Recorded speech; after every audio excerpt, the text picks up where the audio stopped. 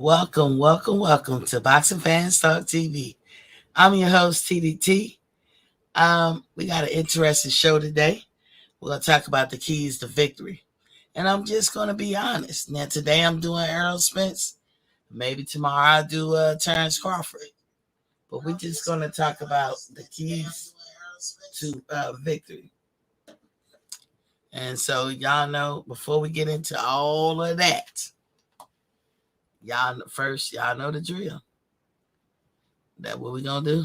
We're going to turn to.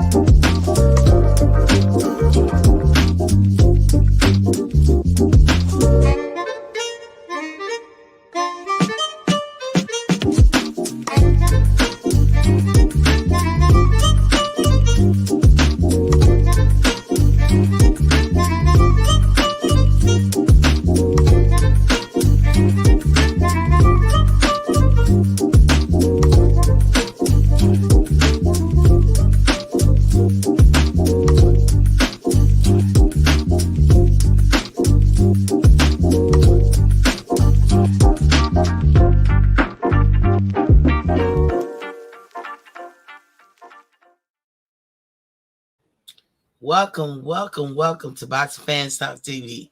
I'm your host, TDT. You can refer to me as Miss T. I figured we do a show on keys to victory. I'm going to be honest. I'm going to be honest on both sides. But I know some people may not like what I say. But hey, I have come to this conclusion. And I can't unsee what I've saw, over the years. So that's why I'm going to talk about it.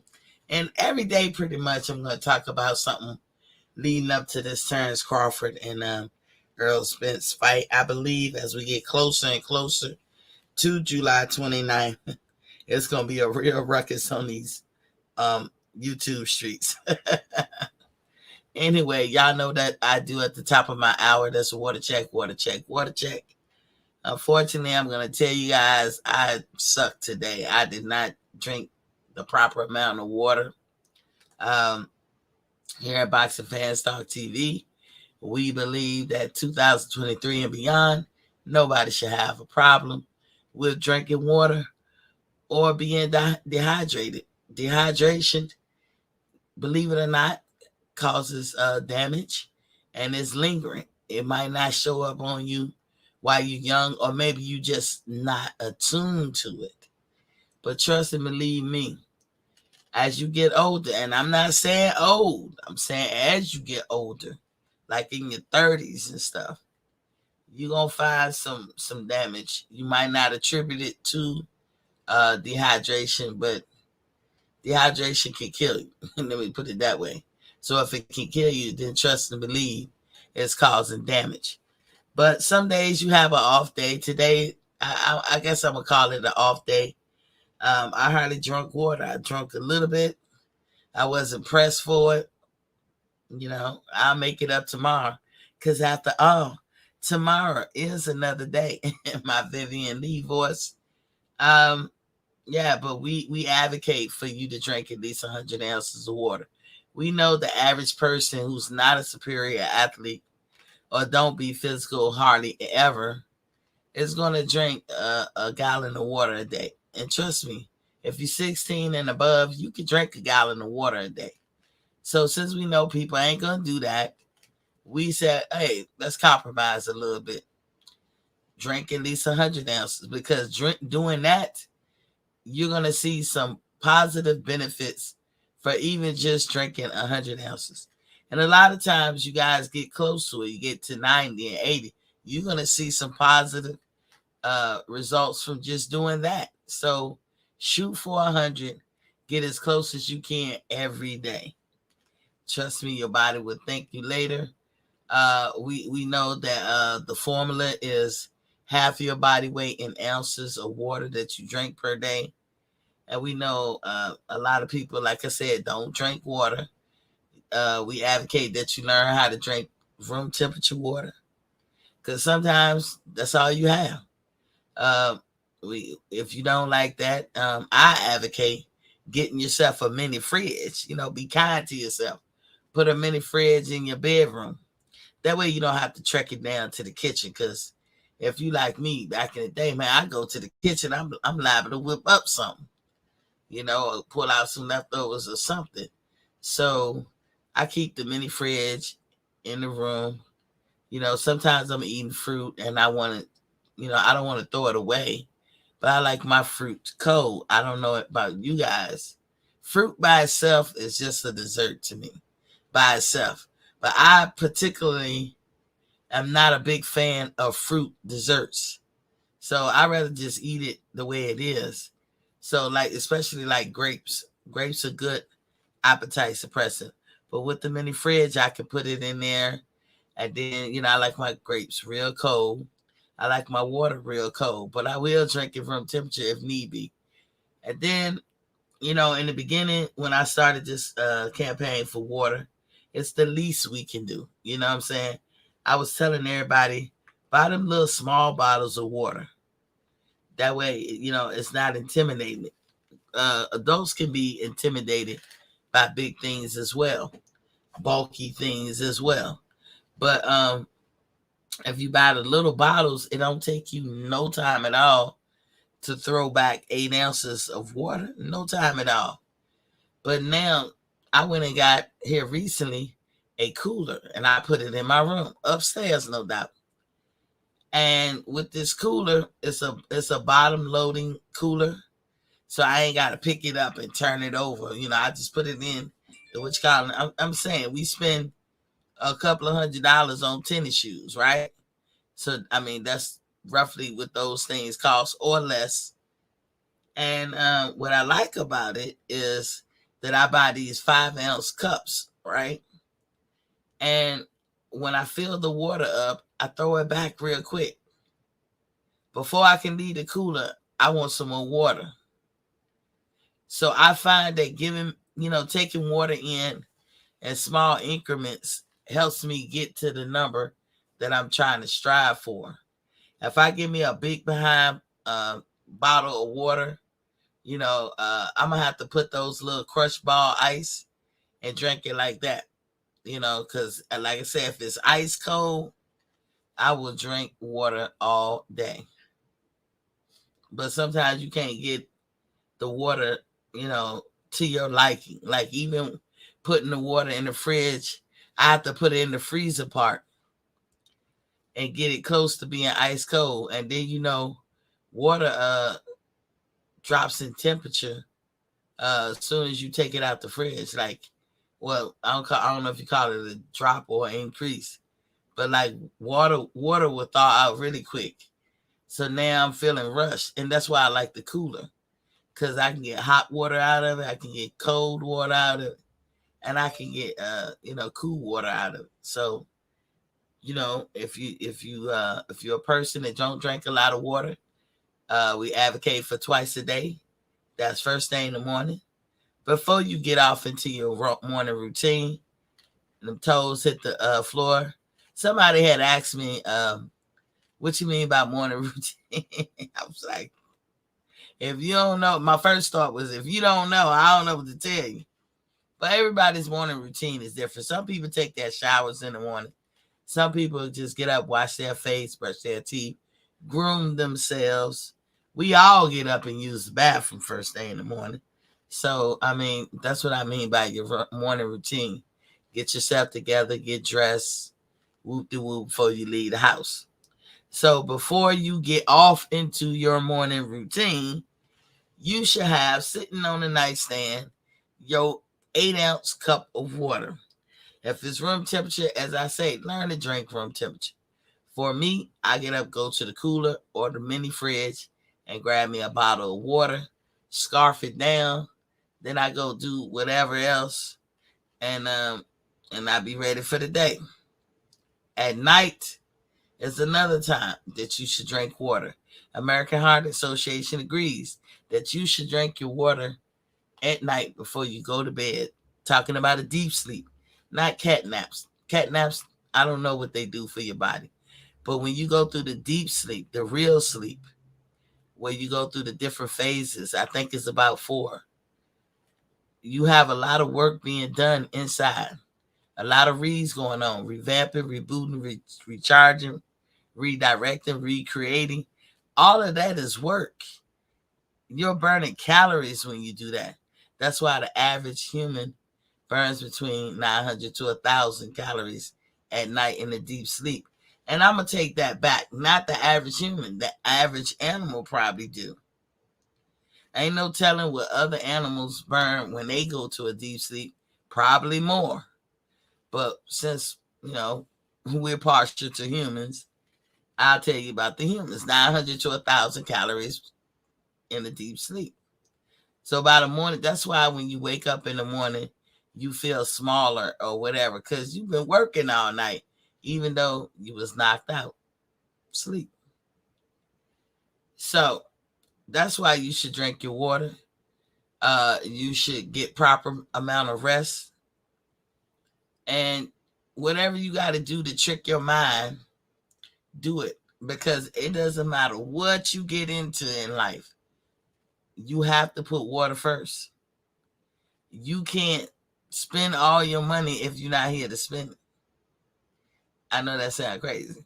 You can't, I'm going to say you can't enjoy all the money that you made if you ain't here. If you don't drink your water and you get sick over time, then how you going to do anything else? So you got to put water first. And trust me, it's going to benefit you in so many ways. It's going to help sustain your life. So water check, water check, water check. Drink y'all water, y'all. Now that we got that out the way, let's get into some light housekeeping. Please, please, please hit the like, share, and subscribe button. If you've already subscribed before, you don't need to do so. But every time you come in here, hit that like and share button. If you have any questions, a statement, or you just want to say something, I get back with you. And I enjoy talking to all of you who send me emails and stuff like that. Leave a comment, leave a statement, leave a question. I do get back to you. I haven't turned nobody away.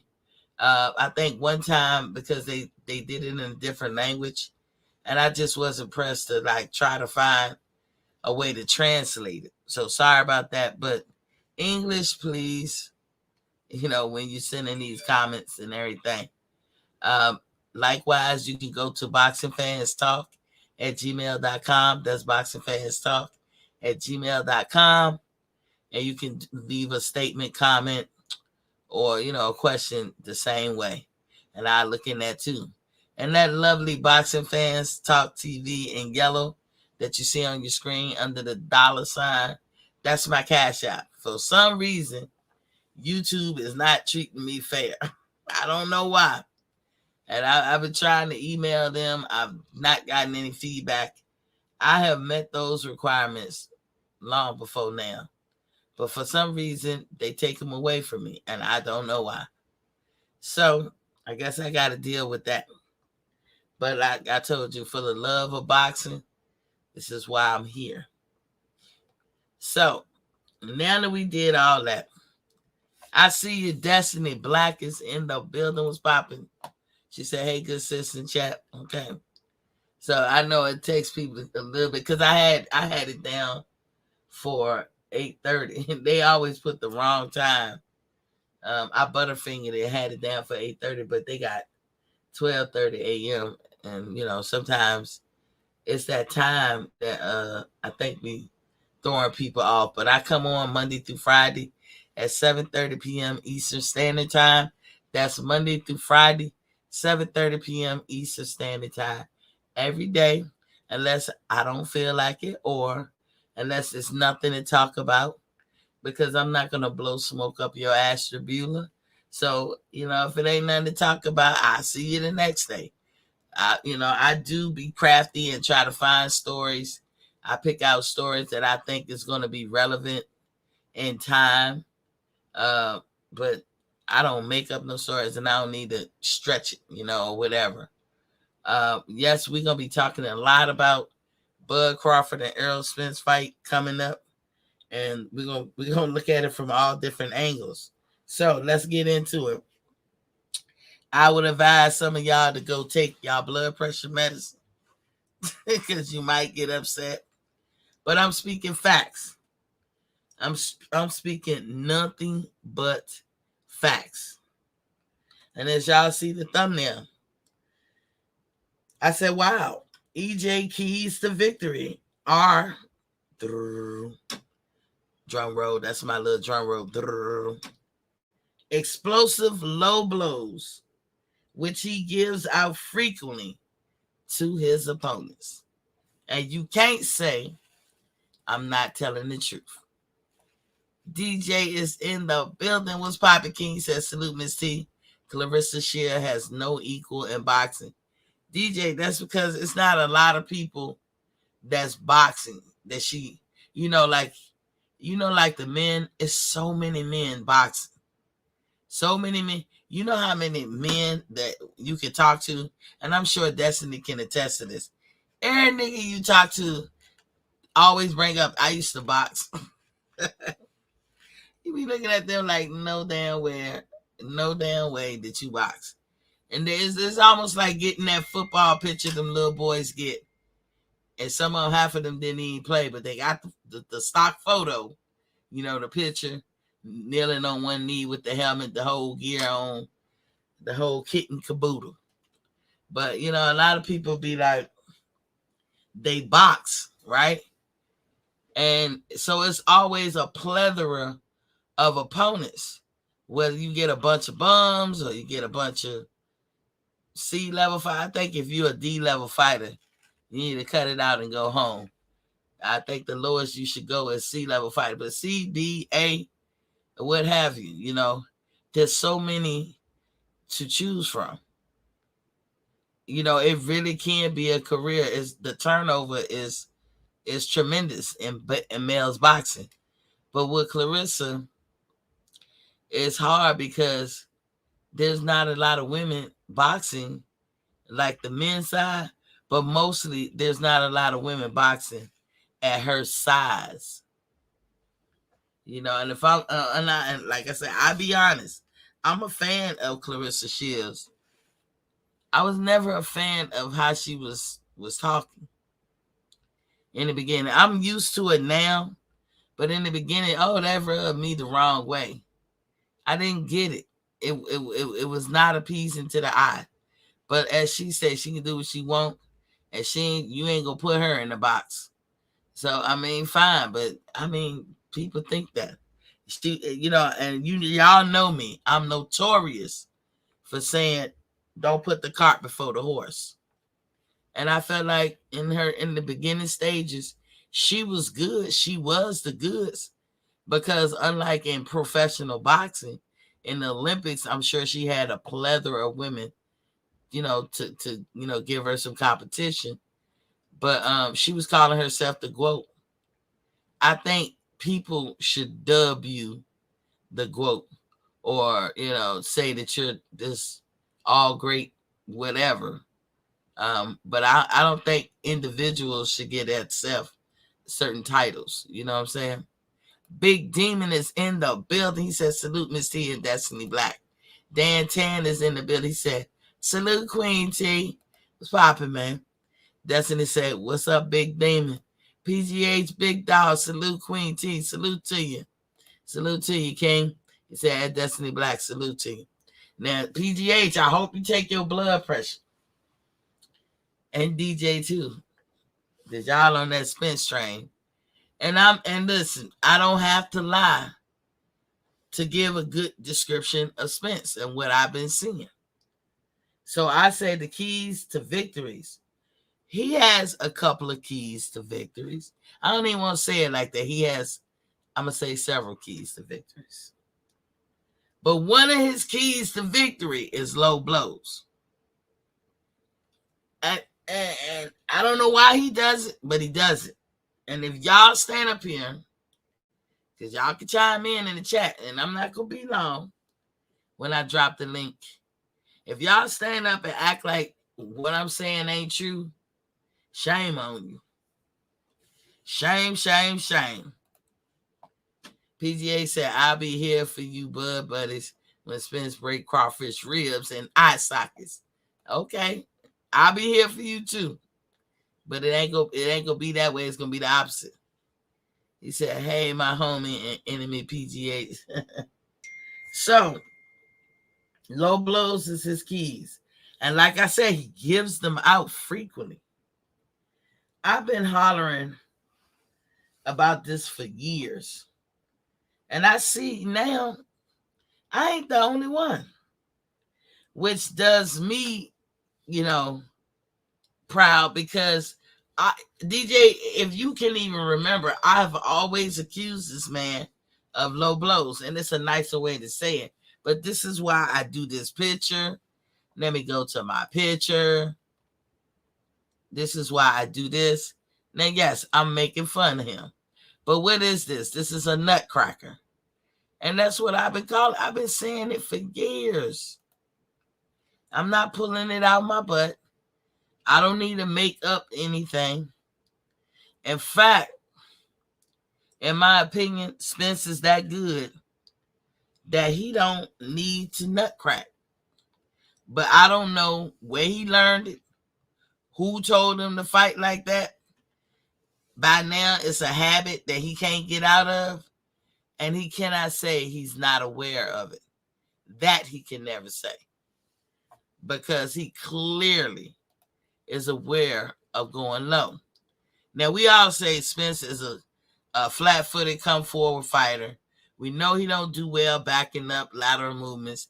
He don't get his head on the swivel. We say that he's an excellent jabber. And then the one part that I have pause with, like I seriously got pause. I'm not saying Spence don't go hard to the body. And the body shots that I've seen him do, he seemed like he ripping them. But he ripping them because the person is standing there in front of him and they won't move. And you know how much time he's taking to rip these punches. Even if it's a second or two, that's a lot of time. But again, his opponents don't seem to want to move. Now, maybe he worked all that off of the jab. Because one thing I do love about Spence, he is relentless. So Bud, gas tank, he better have a gas tank and another gas tank. Anybody who fights Spence better have a gas tank. Because the dude is relentless from start to finish. And some people just don't have it in them to be like that. What makes this fight so exciting and controversial is because Bud is relentless too. So now you got two relentless people fighting each other. It's just obvious with Spence because he's coming forward all the time. Bud is relentless, using all his tools. He don't quit. He ain't got no quit in him. Neither does Spence. But we have never seen Spence, in my opinion, get in a fight that's 50-50. Every fight he has been in, I knew he was going to win. The closest that I could say that I didn't know was Kell Brook. I felt like I didn't know. But he had a close fight with Sean Porter too. But I just felt like he was going to win that fight with Sean Porter. When he knocked Sean down, it was like both of them going hard at each other. Who gonna drop first? Neither one of them was willing to give ground. They was going, and then Sean dropped, but he popped back up. And you saw how Spence reacted when he did that. He was like, oh, like how long were they gonna be going back and forth like that? I know for Spence, he probably be like, shit, all night. But with Sean, he's another relentless person. He'll be like, it's all night. Who gonna drop who? Who gonna fall first? You can't teach that in some people. Some people have it and some people don't. But I will say, when you employ dirty tactics, you become basic. And the crazy thing is, Spence don't have to deploy dirty tactics. He doesn't have to do it at all. He's good enough the way he is. But he deploys dirty tactics with the low blows. I don't fault him for the elbows because Floyd did it. Terrence probably do it. It's to the point now when I'm watching boxing, yeah, I can pick up the elbow shots that people give, but I don't be pressed about it because that's going to happen. The rubbing the glove in your face or going up with your elbow, all of the stuff. As long as you don't be dirty where you can really seriously hurt somebody for life. I bet you every Spence opponent be pissing blood for weeks after they fight him. That's why they don't want to run it back. They don't want to come back. That's why when he beats them, it seems so grandiose, but it's really not. Who wants to go through a brawl where somebody's constantly hitting you in the lower regions? What if you haven't had kids yet? What if he do something so bad he got scar tissue and your tube will clog up your tube because you're bleeding and dry the blood all up in there? Oh no, I don't know, y'all. I'm just saying the what ifs. But the point is, every man that I've ever met, and even boy, can attest to you that getting hit low is a very, very painful thing. In fact, y'all get right ornery when shit like that happen. Like if you playing with your dude, ladies, you know what I'm talking about. You playing with your guy, and you might have accidentally grazed it, or brushed up against it, or had too much air go past. Hey, hold on now. Y'all ain't playing about that. So I never understood that in boxing, y'all wouldn't be on point with ensuring that don't happen and calling people on it. In fact, when I was calling him out, it's like no guy wanted to even use my language of what I was saying. They didn't want to say it. They heard me say it. If I went on somebody's show, DJ, you can attest to this. If I went on somebody's show and said it, the next person to talk would skip right past it. It's almost like it was taboo. Or maybe they just didn't want to have a conversation with me about low blows. But come on now. Anything can happen. You're not supposed to be trying to damage somebody beyond the actual match. You got that little time to hurt them and hurt them bad. But you don't want to hit people in the back of the head and make them special needs or like a paraplegic. You don't want to hit people in the back and destroy their insides, like right there back with I guess the liver and the kidney, or like on the back part of your back. You don't want to do shit like that. And the referee says it every time he bring people together. This is low. He points out what he considered is low. So hitting somebody on the side of their hip, under that area where the ref said is low, or closer to the nether regions, hitting somebody in that region, hitting somebody on their leg in that region, or just straight grabbing the nuts all together. That's wrong. And for some reason, Errol Spence has been the guy who got away with it. So yes, he has a good jab. Yes, he's fundamentally sound. I ain't doing all that like people be like, he's the perfect fundamental. He throws a jab consistently. He understands be first, throw the jab, work off the jab. Everybody knows that he just employs it. A lot of people know it, but they don't do it. PGA said Bud fans don't like that body work. That's not body work, that's nuts work. They know Bud is soft to the body. That's why he wear his trunks up in his damn chest. I don't know that Bud's soft to the body, PG. I don't know where you get that from. At Destiny Black, I got one shoulder for you and one for Queen T to cry on after Bud gets brutally. Okay, PGH, I'll take you up on your offer. Destiny said, laugh out loud, PGH. That sounds quite delusional, dear. Indubitably, Destiny. He said, Bud Justice League is full of beta males and crybabies. Just stop the BS. He's projecting right now. That'll be the Spence. Andrew Galata was dirty. Don't put that on. Hey, you say that, PGH, and I don't want to put it on him. But I see what I see. Like I said, I've been hollering this for years, and I'm glad I'm not alone. This ain't no hyperbole. He really does do this. But hey, you know what I'm saying? What do Miss T know? What do Miss T know? I'll tell you. Let me see. Just don't take my word for it. Go by the proof.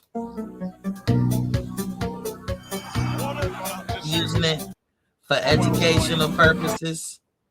This is somebody else's video. Hold on, let me get y'all right. Let me get y'all right. Y'all see it? It's not my content. I had a bar, fellow YouTubers video. Look at that, PGH. Why is all that going on? You see? He going low. He hitting them on low. How many times he got to go low? And look at his face when he do it. You cannot tell me this man don't know he hitting low. Even when he hitting on the side of the dude joint. You know what I'm saying? So what does that do to you? What does that do to you when you going low and you're hitting people low? What's the point of it? Doesn't that give you some kind of leverage if your partner or your opponent is not at his best because you didn't lowball them to death? You know, what does that do? That's what I'm saying. Y'all saw that, right? So Miss T didn't pull that out her butt. I don't have to run. I've played that video before. I don't have to make up anything. You know. Now, if you still don't see it, then that is a hint and a half of how biased you really are. And if you find nothing wrong with it, it shows how much of an Earl sexual you are. Now, as I said, I peeped this about Earl even during the Thurman era. So that was a long time ago. I peeped that about Earl a long time ago. This ain't new. This ain't nothing I'm pulling out my hat to try to, spruce up Bud and all that. Because as I say, Earl, you're good enough without that dirty tactic. You doing that to deplete your opponent, to weaken them. Because even though those guys power through, they hurting. And they're overly cautious. Because, yeah, the ref can take a point. But, hey, they can hurt them. Or it's still ankle change if you got hit low. the way Big Fish throwing them punches, and he's sitting on them punches. Andrew Charles is in the building. Salute, Miss T. Salute to you, King. ATL says, stop lying, Miss T. This is what I mean by delusional. This is what you mean by delusional, Miss Destiny. I just showed the video of him doing low blows. I got other videos to show too. You cannot say your eyes did not just witness low blows. You can't say you didn't witness that. And ATL, he might be joking because he know I've said forever that Errol Spence is a nutcracker. Like I showed y'all that picture. That's why I roll with that picture. So I'm just saying, a video tell 1,000 words, don't it? Here's another video. This is not mine. I'm using it for educational purposes. Low blow. Low blow. Low blow. He looking down. How is he not seeing it? Damn, why the video stop? Hold on. Yeah, there you go. Look, low blow. He going for the nuts. Even on the side. What is that for? I guess it want me to be on the other page. What you got to hit on the side for? Look at Sean like, come on, nigga. Watch. Look at his face. Ain't that the face y'all be making? Look at Ugas. Why are you hitting him on his legs? You telling me he didn't see his fist going towards this man's private area? And he doing it several times. He's laser focused on nuts. It's almost like he gluttony. Every man got 2 nuts. How many more nuts do this nigga need? Is the question.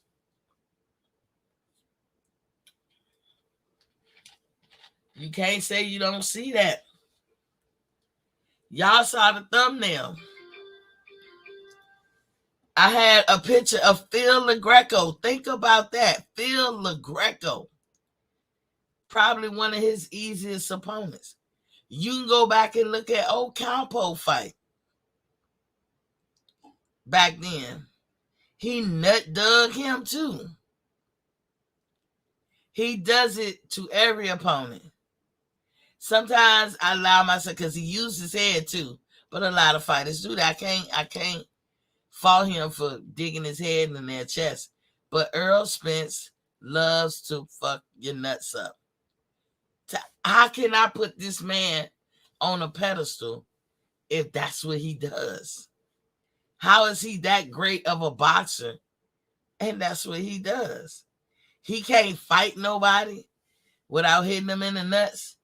How many of you guys like to get into y'all sports activity knowing that, hey, everybody in here gonna be gunning for your nuts? Would you do it? Y'all don't let y'all women fuck around with your nuts.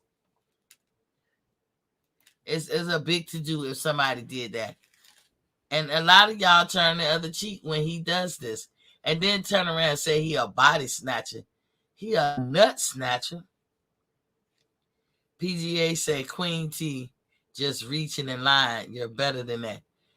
How am I lying, PGH? I'm showing you the video.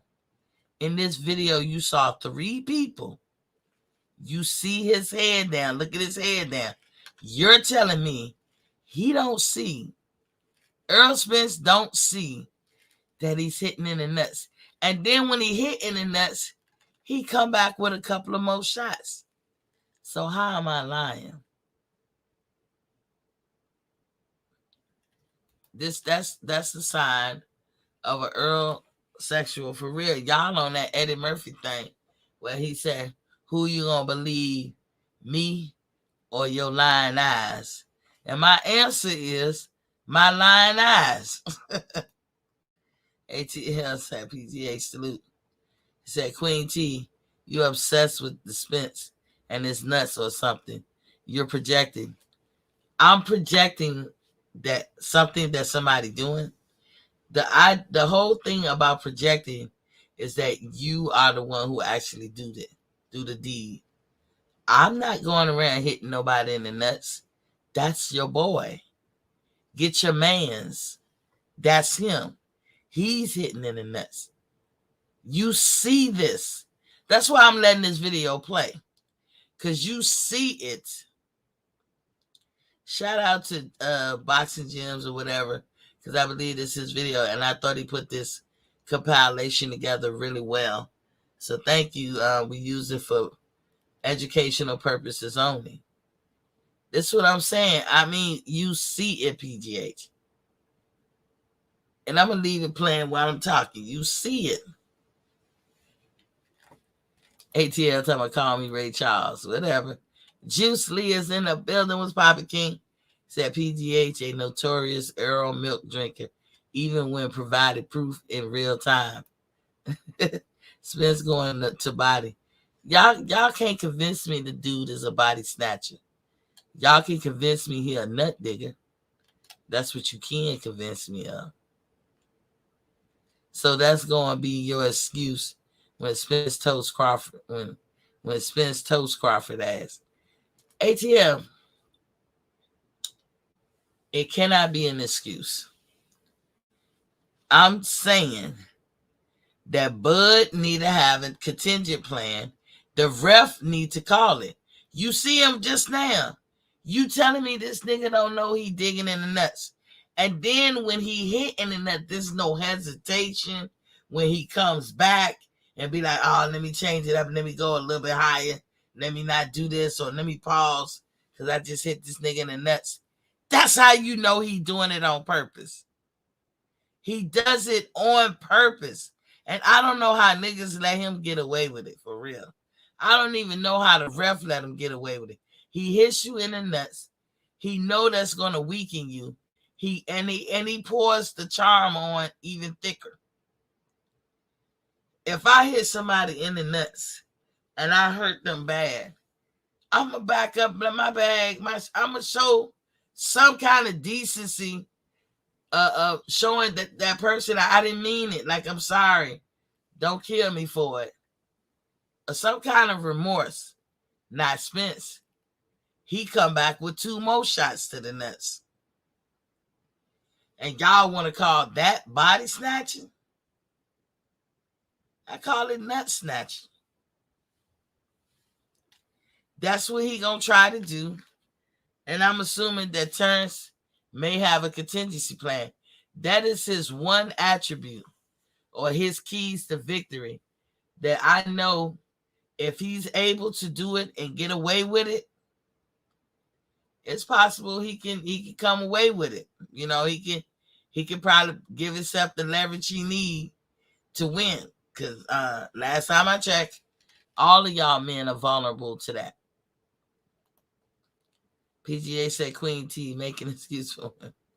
Again, I'm not making excuses. What part of his private area? I didn't know ribs were down there, PGH. And you know I'm telling the truth, ATL. And Juice Lee said, it's in the contract. He got to be allowed to nut punch. You know, I don't know why these guys want to, dismiss it. They wouldn't want to be allowed, nobody allowed to hit them in the nuts. Look at Ugas. He bending down. He's depleted. The nuts hurt him just right there on the side. He just hit Sean. I mean, you can see Sean's little area rise up a little when he hit him. You can't tell me this man don't know he doing that. And I had 2 pictures on my thumbnail. Go back and watch the thumbnail. I had Phil LaGreco, somebody Errol will watch easy. Look how his glove is nestled into that man nuts. And then look at Lamont Peterson. I'm going to talk about it. Because it's almost akin to bringing in a weapon, in my opinion. Or getting some plaster on your gloves. in my opinion. Because what other reason would you consistently hit people in the nuts? And then you sit down. I'm surprised ain't nobody caught this nigga on the street. And I thought y'all get mad for real. That's when he said even Kenny Porter pointed out all the low blows he did to Sean. Yeah. Y'all see it in Sean's face, like, come on, ref. Call this shit. But you expect me to believe that PGH and ATL is cool with nut digging. Like, that's just a part of boxing. Why he's on the island doing these moves. Errol Spence is really on the island with these moves. PGA said, how many boxers have complained about it? None. Kenny Porter, as she just said, complained about it. Sean Porter, if you look at his face, he's complaining about it. What you gonna do after the fight? The time to complain is before the fight. Just like Devin Haney tried to sneak that little shit about Loma being dirty because Devin know that speed-wise, he couldn't keep up with Loma. And so when the referee break, Loma has a tendency to jump on your ass as soon after the break. And Devin didn't want that. Loma was a better inside fighter. Devin didn't want that. So he said, Loma fight dirty. All you got to do is put that lie out there. And Loma going to maybe do a campaign where look how he pushing him back with his head. Just to hit him in the nuts. Oh, Errol Spence dirty. That is so dirty. But that's the only way he can win. Dig his head in Crawford's chest and hit him in the nuts. But I hope like hell, whether it's Crawford or anybody else, since that's what he like to do, I hope somebody knock his thing off. I hope. Because he has no care in the world for anybody else's genitalia. And I don't get that. You see him just, y'all wonder why when y'all say Ugas just stood there and did nothing. Because in the beginning, Earl he couldn't, I ain't say couldn't, but he was having a little time with trying to figure out, you can't tell me that won't it. Come on, man. But Errol Spence was having a little time trying to figure Ugas out. Ugas did a good job in the first 3 rounds and then hurt him. You see how he digging his head? Look at him. He know what he doing. Ooh, it just makes me mad when I look at him. But y'all had wondered why Ugas didn't fight back. Why Ugas is just standing there? Why he not doing nothing? I see what's going on. Maybe his balls hurt worse. Maybe he don't have it within him to keep powering through. Y'all see how Jab hit Floyd and Floyd did the stanky leg across the ring. Made Roger so mad to jump in. Roger knew he could go to jail for doing that, and he did it anyway. You not gonna tell me this man don't know. Activist is in the building. What's poppin', King? That's when he said, laugh out loud, Juice Lee. He said, what's going on, y'all? Hey, activist. He busting them nuts up. Ain't it, though? Hey, Miss Black. What's up, active? Errol Spence giving out vasectomies. Indeed. He not saying to himself, maybe this man want children. Oh, everybody nuts is on the chopping block, but he is. I think if he do turns like that, that'll make him mad. Earl need a taste of his own medicine. And I guarantee you, as soon as Earl get hit in the nuts, watch how he complain and cause a halt to the fight. If he was to ever do that. The ref don't call it. He knows how to do that dirty tactic. And that's all I'm saying. Here, Miss T, go with the delusional hate for Devin. Ugas shorts was yellow in the front. Oh, he pissed on himself? Damn. If EJ punched Bud in the nuts, he gonna wait courtside at a Kobe Bryant shoot around. One hell of a tactic because not one ref warned him. They don't ever. And it's all, and I give him this. He's a tactician because he got to know where the ref is to be able to get away with that. But you know what? I think his fans secretly called all of that body shots and made a big to-do and put him on this pedestal to say he's a body snatcher just so nobody takes off and call it for what it is. And if Errol Spence, if you looking, you doing that shit on purpose. And you know you are. Come on my show and tell me that you're not. There's no way I can look at that. You are pushing your head to push him back. Which you strong. I ain't mad. A lot of fighters fight with their head. I don't like that. But you're not digging them to make him tired. So then when you do hit him and knock him out, Eric can be like, everybody be like, oh, he's such a knockout out. He hit so hard. Yeah, he hit them nuts hard. Active Act said, yeah, he do the hitting on the foul protector. Them the lowest body shots ever. But active actors, look at all of them. He hit him on the side of his wee-wee. He hit him on the leg. You know, he don't discriminate in that whole area. Nuts on the chopping block. Yeah. I can't believe I'm watching this. These are straight dirty body tactics. Yeah. I've been saying it for years. He hitting him. So I'm gonna stop the screen. I done made my point, and I know that's not something that people want to see all the time, but it's true. So the keys to victory. Y'all can come through. I'm gonna drop this link and tell me we are talking about Errol Spence keys to victory. You know, that's what we want to know.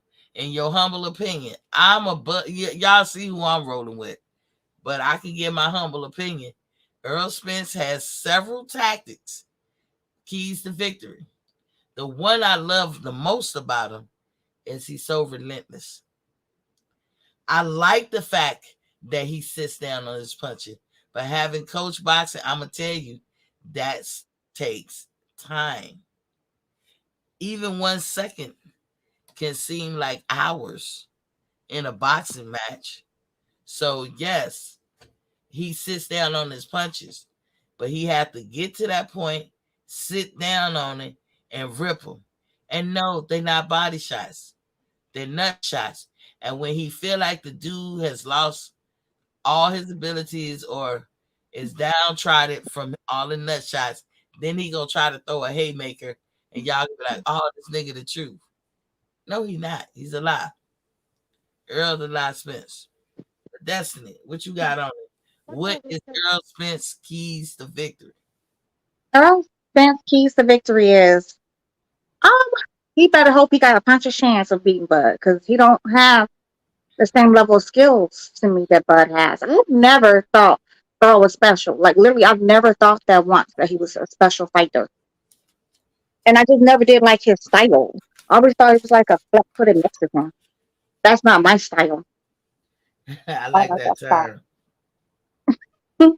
I just yeah, it's not for me. But if you like it, I love it. Um, I just but I don't never count nobody out because I've seen stranger things happen in fights, and then you think somebody's gonna win, and just like Anthony Joshua with Andy Ruiz, that kind of shocked everybody. Nobody was expecting that one. So I don't never count nobody out. I never just go into a fight being so confident. Like, here comes the shit So, talker. so if What up? what up, ATL? So if Earl get through this fight without multiple low blows, I for one would be highly shocked. So the question is, can he change this habit before this fight, or do you see the video? Do you see the video? A deny what you? Oh, now I'm asking y'all, do y'all see the Yeah, nah, video? he ain't learned And his then damn y'all lesson. want to. Keep punching balls. You said what? He ain't at his best. He gonna keep punching balls. I don't give a damn. Up You ATL, go back to bed. you feel like he need I to just got punch out some of work. You sit balls. in the bed. You feel like he need to punch. He need to punch Yeah. balls. He need to punch his ass in the ball, eat 2 times for got them 2-3 years chasing this nigga ass. Punch his ass straight in the ball. First So round. he Delusion. Stop. do he? Let me ask you this: do he need to punch every opponent in the balls or just Bud? Nah, just Terrence. But He just why need do to he put punch? Terrence in the ball. But, That's it. but why do he punch every opponent in the balls? I think it's accident, honestly. No, there ain't no damn accident. Stop that. You said your Hold opinion, on. Miss T. No, I No, you want said you. your opinion. I want you to. Hey, look. I'm about to I answer know it for you. it ain't no. What I Yeah. just showed you was not an opinion. You That had was like a video. you had like that video showed him looking at the dude's nuts and then punching him. No, it ain't happen like that. Did not. Opponent in the nuts. You gotta You also in understand denial. people move back. You know what I'm saying? People No, movement causes that to happen too. So ATL don't make me replay the video. man, You he is a can't. body snatcher, so You you can't cannot. take that away from him. I don't give a damn what you say. You cannot excuse. He's a nut digger too. No. You cannot deny what you saw. You can't. I mean, you showed what 2 people? Nigga, I showed 3. I got more videos. Only person I looked to see somebody had a problem with it was Sean Porter. Dude, what you mean somebody gonna have a problem I with seen it? his face. Dude, okay, let me ask you this. That's bananas. Are there men out there that like to get hit in the nuts? Raise your hand. Oh, hold on. Let it be Whoa. known. No, Missy, there's a man that's into that weird stuff though. And no, I'm serious. There's some man that's into I No, know. we not talking about sex shit. We talking No, about that's straight that's up the question. walking down the street. she did, didn't Well, I did. I walked into it. We talking walking down the street, going to your job at school as a man. You cool with getting the nut treatment? You know, they like to see you gonna see that stupid ass Game Boy used to play in school, and somebody punch you in the nuts, I'm some being shit mad was at called. I forgot it was called. I think mostly white boys played it, but I've seen some strange black men into some you. strange Yeah, things too. I know what you're talking I about. always thought that was odd. I mean, you Weird, people in this As world, the so as the male super on the weird. panel, ATL, you think it's cool to be doing nut play with you? Hell no. All right. If I ain't hurting bad enough, I'm gonna whoop your ass and hit me in the nuts. Exactly. I don't know no other kind of man. Straight up. That shit gonna make me go hard. I'm gonna go all off my boxing plan and everything. I can't attest to why little boys play with each other like that. And I mean, it don't be Because they like each other. It don't be no homo stuff, but they stupid. Like they play with worms. They pick up Nah, they frogs. like each other. No. Me and my homeboys, they never played with each other nuts. I know a lot of dudes that kick their friend in the nuts or throw something at their nuts and they be laughing at the little boys.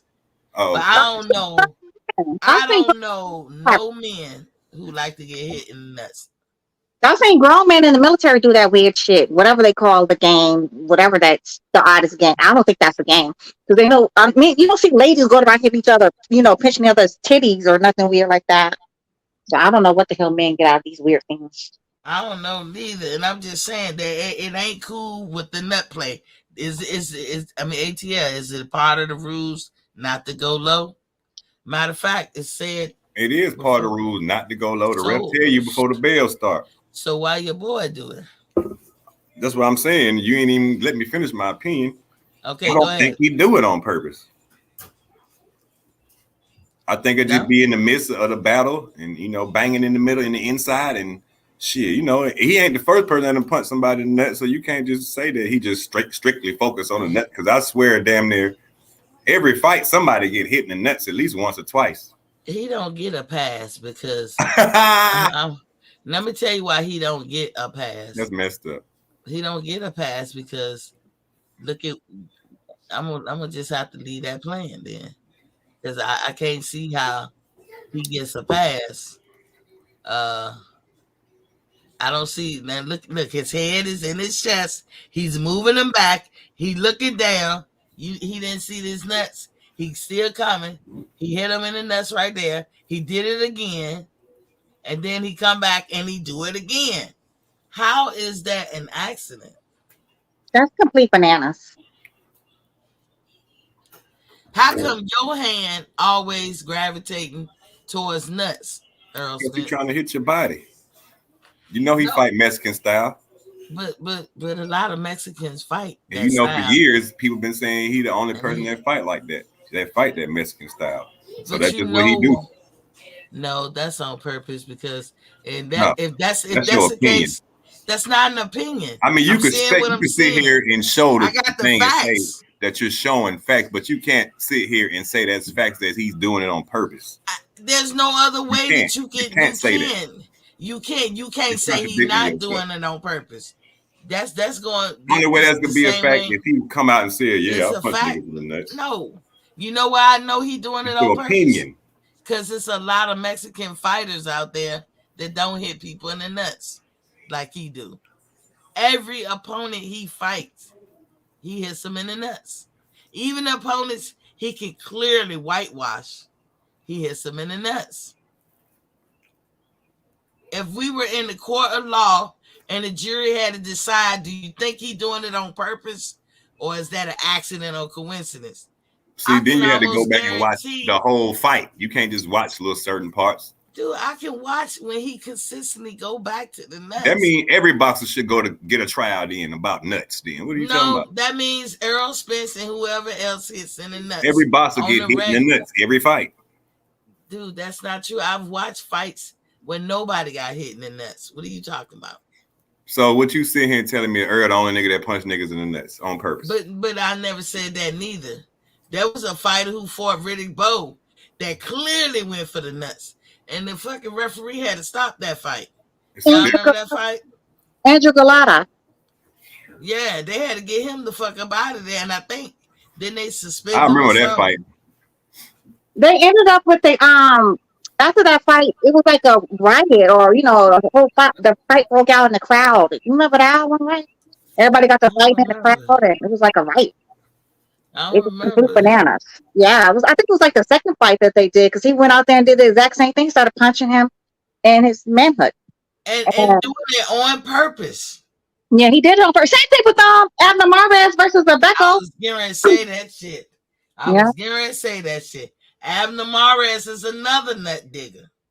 yeah, he did that shit to Rebecca and that damn racist ass referee Mora.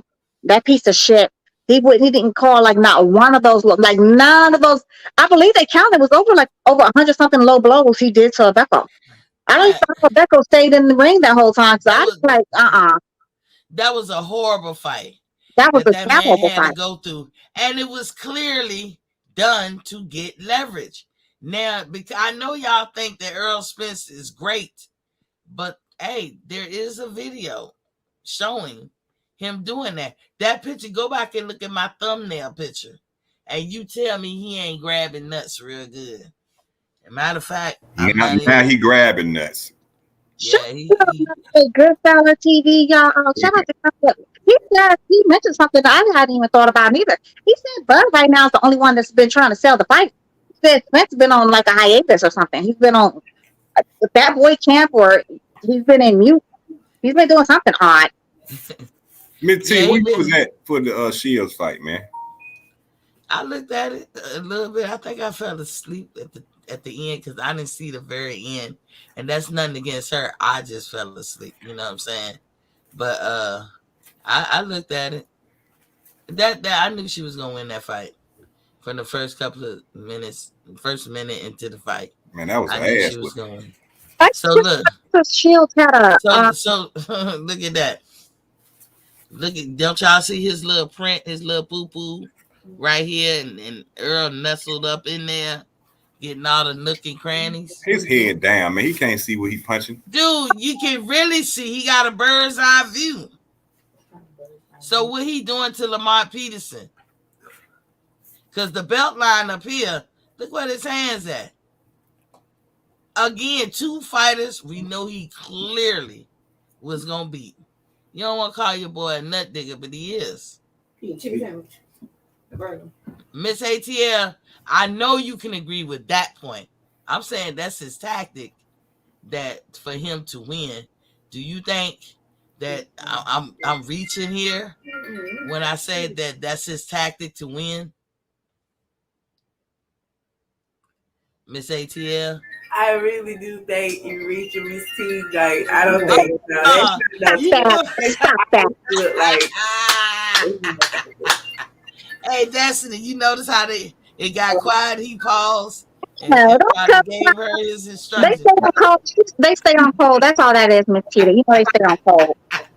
All the I knew she sexaholics. was. Ain't said I knew nothing. she was gonna do that. I knew she was gonna do I ain't that. even said ATL. nothing. Yeah, you did, nigga. You No, he paused the didn't. damn Swear thing. to God. Cause I ain't ain't said no way, nothing. Miss ATL, you looking at this picture.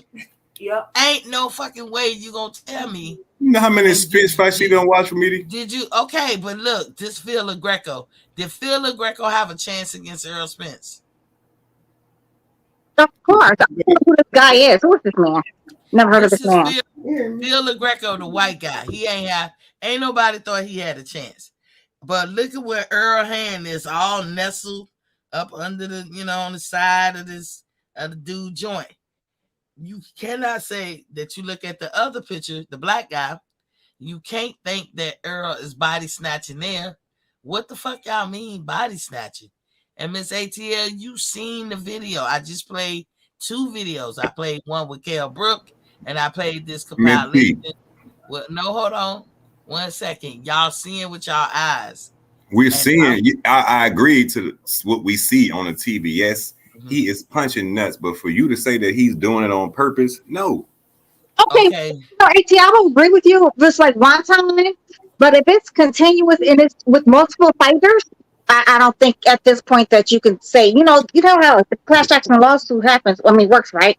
So one person sues you, they could take it with a grain of salt, right?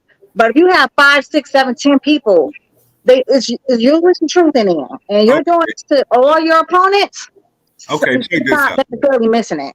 By both of They, y'all saying that, right? yeah. Right. Y'all saying he's a nut puncher and all this shit. He done for all these damn fighters, right?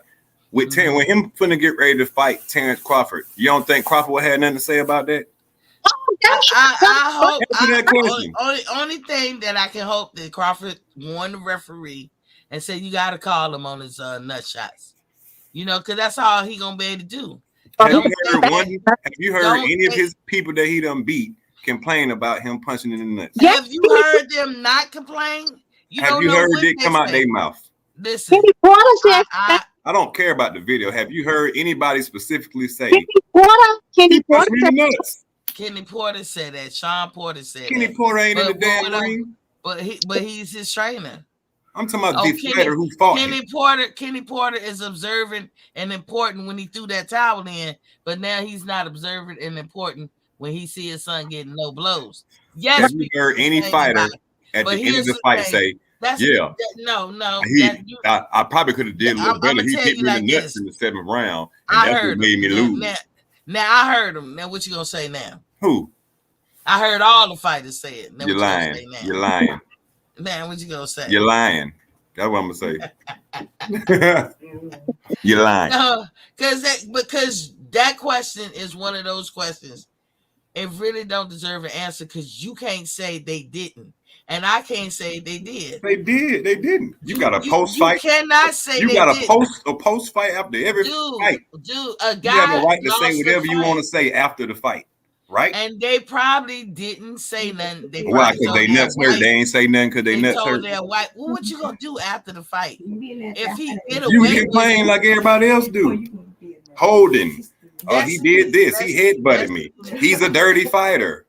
I've heard many people say he do low blows. And by the way, people, I didn't make these videos. Somebody else thought he was a low blow hitter. And Destiny makes an excellent point. I agreed to the video. If one He person, punched in the nuts. look, Phil LaGreco, probably one of But to his. say he doing it on purpose is just your opinion. It's not an opinion. It's your opinion. Dude, it's not an opinion. It's your opinion. It's a fact. It's not just mine. It's a lot of people. Your opinion. It's a lot of people's opinion. Exactly. If he opinion, not fact. It is facts. It ain't. It's because yours don't make it facts if it's your opinion. He not. So we ATL is understand. delusional. ATL is delusional. Yeah. Yeah, I'm if delusional. we was in a court of law and they said, "Do you think he knew he was hitting in the nuts?" You know But what's I ain't going heard to one person complain. You know, yeah, But you did. She the just internet told you. people and people She making just videos. told you who complained. No boxers complain. This is how y'all know that he does his own purpose. Show me the video where somebody complained about the nuts. Look, ATL can filibuster all day long. He cannot escape facts. Look at I'm where his facts head right is, now. and look at what his eyes. And you can put a blindfold on somebody, and you tell, like, put a blindfold on me, and me and Destiny were standing in front of each other, and they said, T, swing your Destiny. I will swing, and they can tell you where I hit her. She could do the same thing without us even putting eyes in there. Thank you, activist. Activist said he know where he throwing them hands. He know his hand placement. Exactly. That's what I was trying to say. No, I ain't talking about that message. Precisely. Active. Look at the next one. He said, look what you just said, ATL. You gave more insight unconsciously. You stated you'll retreat from the game plan and start trying to whoop his ass. Exactly. What's up, Jared? Oh, this is Rob. Welcome to the Building King. Jared, welcome to the Building King. Said holla. Juice Lee said EJ a nut punching specialist. Hall of Famer trajectory. It's on the trajectory. And then Jared said Spence has never had any point deductions for low blows. Jared, that don't mean that he hasn't done it. I don't know, Jared. I don't want to jump on you, but I don't know if that's never has he. You're right, Jared. They don't call it on him for what, but you clearly whose fault is that? You clearly see nobody's talking about the referee fault. We talking about why your boy feel the need to nestle his hands snugly up nigga nuts. Miss C, did you see Slow James interview? That's not, you have all this money, you still can't speak English. Like, bro, what are you doing with your money? You should take an English class. Slow James. He did an interview talking about, you know how Slow James talks. I couldn't really keep up with what he was saying because he don't speak English. He speaks slave, so I don't speak English. So I didn't know what Slow James was talking about. But he's a hater. He hates Roy Jones. What because Roy Jones be telling him the truth about the difference between the two, and Roy Jones ain't hating on Earl. Just because y'all don't agree with Earl, that don't mean nobody hate on him. As I say, I believe Errol Spence don't need to do that tactic of going low. He's good enough the way he is. With the few tactics that he got that's within the realm of actual boxing, but you can't convince me he don't go low to get some kind of leverage. He wants a knockout. So what better way to knock somebody out to seriously hurt them in the nether regions, which is supposed to be illegal to do. And just because you get away with something, that ain't got nothing to do with the price of tea in China of why your mans feel like he need to go below the belt. Ridiculous. That's ridiculous. Tyson. But ATL like that kind of stuff, I guess. ATL into the weird shit. They only like it for Earl. That's when they turn into an Earl sexual. I don't like that type of weird shit. And Miss ATL, you see the video. I thought you was gonna be like, I don't see nothing either. I don't see nothing. Miss ATL, are you looking at this picture on the screen? Actually, I'm not. Yeah, see, you like we are not with you, Miss T, on this, okay? She stay on code, don't she? Yeah, she does. That's because ATL doing that filibustering. I'm gonna agree with some of the stuff, but y'all gotta understand we still beefing to the 29th of July. That's cool. Listen, we talking about the keys to victory. You don't got the keys to victory is gonna be whooping Bud ass. Well, break it down. Boxing talk. The keys to victory. That's his number one tactic in a lot of people's eyes. You can't deny that shit. But you don't believe it. Any different than any other fight with Errol Spence had. He's gonna go in there. He's gonna keep his range and his distance. He's gonna beat on Crawford until Crawford give up. So he's gonna walk. Break it down more than that. Yes, he's gonna walk Crawford down. Crawford, even though he can box, Errol is the best at cutting off the ring. It ain't gonna be nowhere for Crawford to go. He's just gonna get beat on the whole. That's a cut off the ring. Are you certain about that? He's best at. He's great at cutting off the ring. Okay, I can take that. I can take he's great at cutting out the ring. But the best, y'all get it. And please don't run that body snatch shit. The ring. He's okay at cutting off the ring. And then He's not great. He's not the best. He's not anything Earl and the best does not go in the same sentence. the main thing he's gonna want to embarrass Crawford. So it's hold on, Destiny. That ATL break it down. What's up? And he's gonna go extra. He's gonna go harder than he went against Ugas because he really wants to embarrass Terrence Crawford. I promise you. So if you take out, if he's not able to throw them low blows, can he beat Crawford? Yes. Really? Without a doubt. So when he throw them low blows, are y'all gonna be saying the ref cheated if the ref called him on low blows? No, I ain't gonna say nothing. Yeah, I would say anybody taping this, the cameras and individuals with their cameras, y'all need to hone in on that and catch those moments, because if Crawford make a stink, I hope they get Steve Willis, because Steve Willis will call him. But Earl is good at hitting you below the belt when the referee can't really see. He's real good at that. Now he's the best at that. In fact, he's the best at that. So he is best at something, Destiny. Yeah, but best in, like, boxing. We talking about skills. Yeah, that don't even go up with EJ's name. Best in EJ, nothing. But Jared says straight line. Jared, you missed the video festival we had over here. You can't say I'm lying because I showed the tape. It's on video, Jared. So you gotta try another excuse. I think you saying that I'm lying about Earl doing that on purpose. Like Destiny made an excellent point. One person every couple of years in a fight, yeah. It's like calling somebody a liar. You don't dub that person a liar unless they lie so goddamn much. It's ridiculous. But all of us lie. No, but nobody will ever say, Miss T, you a liar. Never will they ever. Because I don't wake up in the morning trying to lie. I hardly ever lie. But I mean, if somebody say, girl, how this look? And you be like, yeah, girl, that's all right. Miss T, I don't lie. I tell fibs. Thank you very much. A lie by any other name. When we say active actors, a lie by any other name.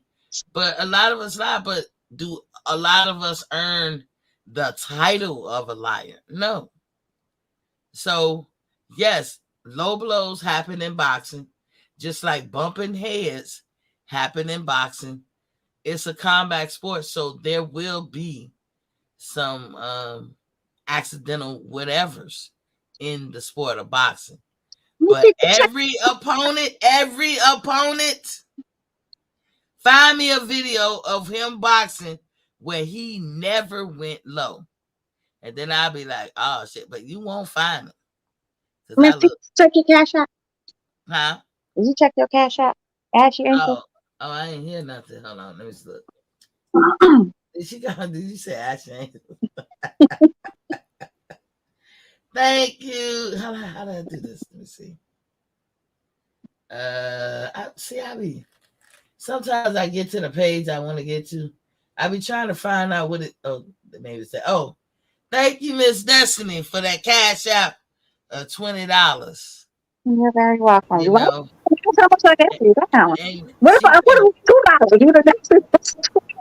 It say $20. But listen, I played. She paid for the movie. Tonight was movie night. Oh shit! You who missed it. Yeah, let me take this picture down. But Miss T, so me and Vacation Bay, we had was looking up the hotels. Girl, first of all, most hotels is already sold out, and then the ones that still left, like the Roach motels, girl, they trying to check like $500 a month. Stop the madness. That's how y'all. Now listen, I'm gonna go ahead and throw a prediction right now. I think this fight will do over $1 million. I could be wrong, but I believe it will. I I didn't know that Tank and them was gonna do $8 million, but it was possible. It was always possible. The active activist said ATL right. We can say he do it all the time, but only he can say why he do it all the time. Active activist, quit it. He said I can make an educated guess that he does it on purpose. But active activists, we can't. That's that. Remember when I be talking to me and you Thank you, talking, activists. and I be like, people like to Yeah. live. People like to live in that chaotic world where you can't really say either way, but you can say either way. We lived in worlds where people saw what they saw, and it is what it is. But now you say, well, we can't really say because we ain't in his mind. Well, you putting the standard and a requirement that can never be manipulated. But in the end of the day, when you hit somebody in the nuts, what do humans typically do? I mean, detective work, First 48, all them police shows, they always go by what a person typically is going to do next. If I hit somebody, if me and you was outside, playing around, active actors, and I motherfucker went to the nuts real good, the first thing I'm gonna do, I'm not playing no more.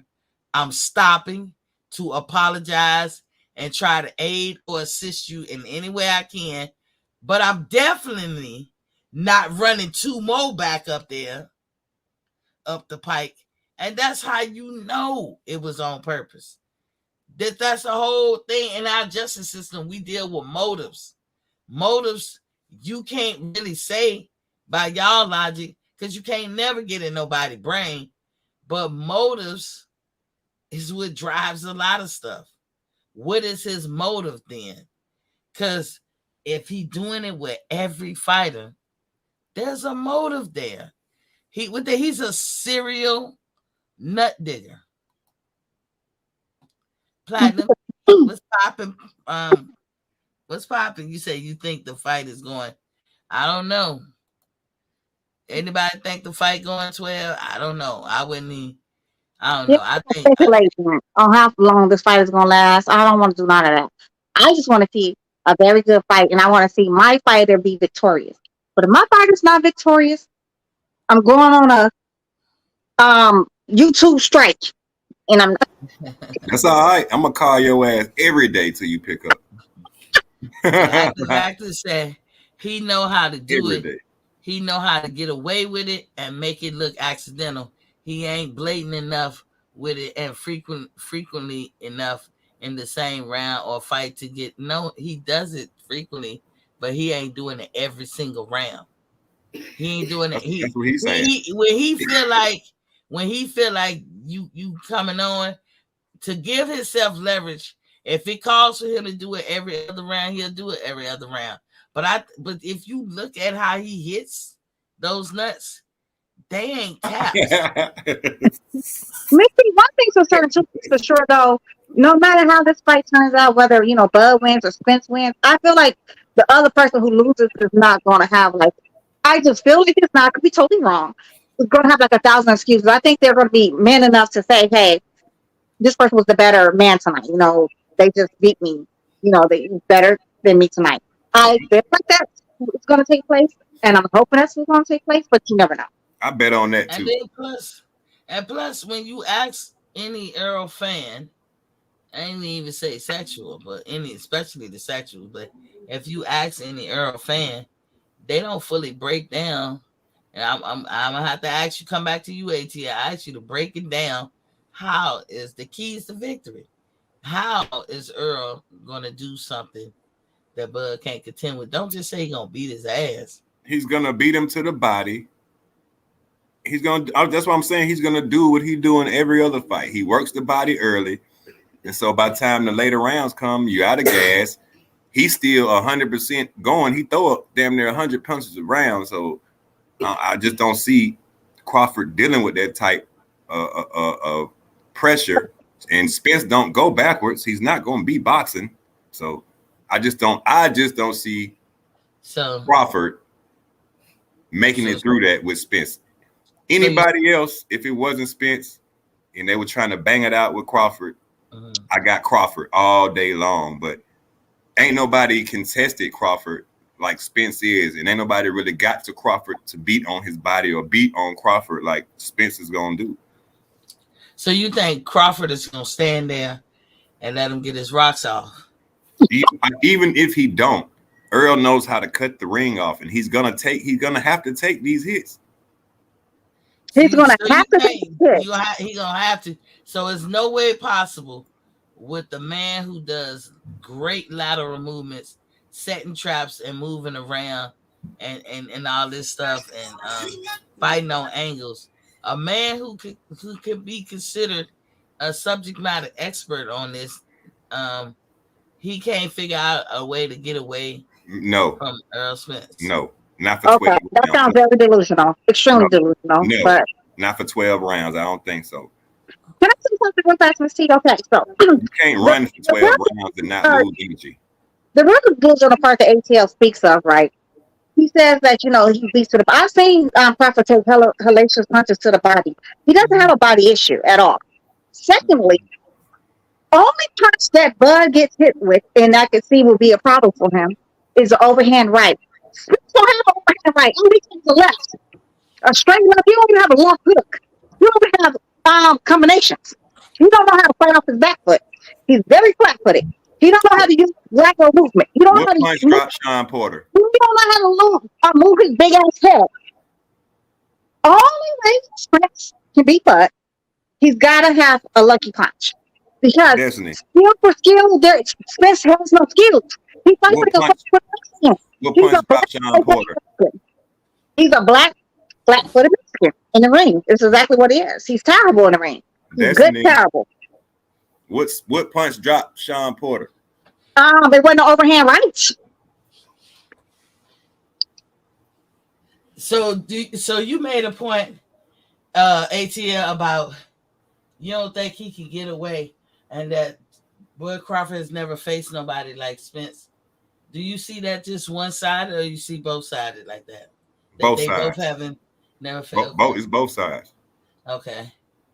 But I've seen Spence take hits and hits and hits, and he doesn't stop coming forward, bro. Like, I ain't seen nobody make him step backwards. Do you think it's because nobody has ever been on his level? Because every fight that I've seen Spence in, I think he was gonna win. Period. Kell Brook was kicking that ass. Kell Brook was whooping his ass on the road to the tutor until Kell Brook went. That's what I was gonna say. Except Kell Brook, that was a close one. As I'm watching the fight, I'm like, oh, talking about Kaepernick. I'm talking about Kell Brook, man. You talking about Kaepernick.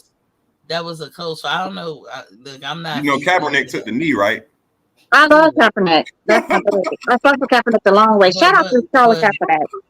Shout out to the people. But arguably, he made Kell Brook Kaepernick. But arguably, ATL, if Kell Brook didn't already have an injury.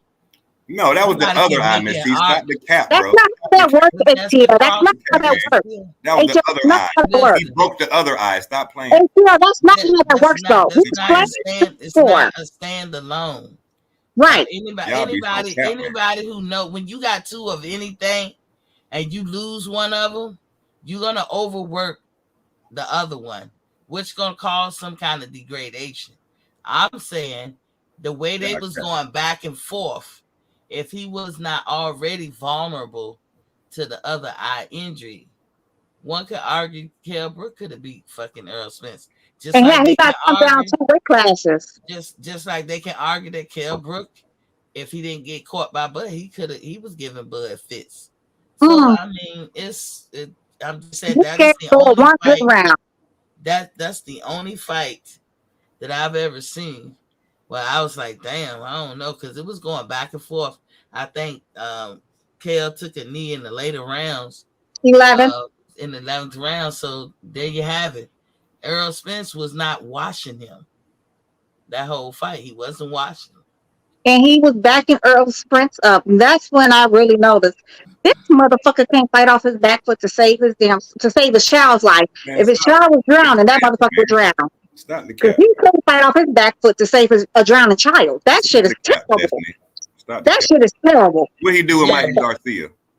didn't have to fight on his back foot. Mikey Garcia was all but 2 feet tall. What the I'm just fuck? saying. You say he can't fight out the back foot. Mikey No, Garcia weigh 100 pounds soaking wet compared What to does that Spence. mean, though? You just said he can't fight out the back foot. What do you do with Mike Garcia?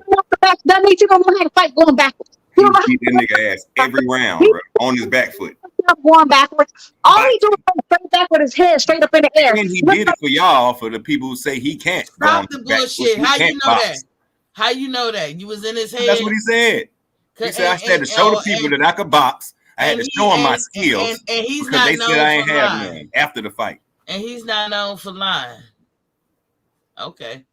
Jerry, I got it. Anybody can take this, but I'm going to take it first, and y'all can pat on. Jerry said, if it was what you are saying, Spence would have had a point deduction. Anyone can make a video about any fighter like what you're showing. Exactly. No blows is not an issue. Okay, Jerry. Jerry, Very there's delusional. a lot of dirty things that go on in boxing that don't get called out. And you know that.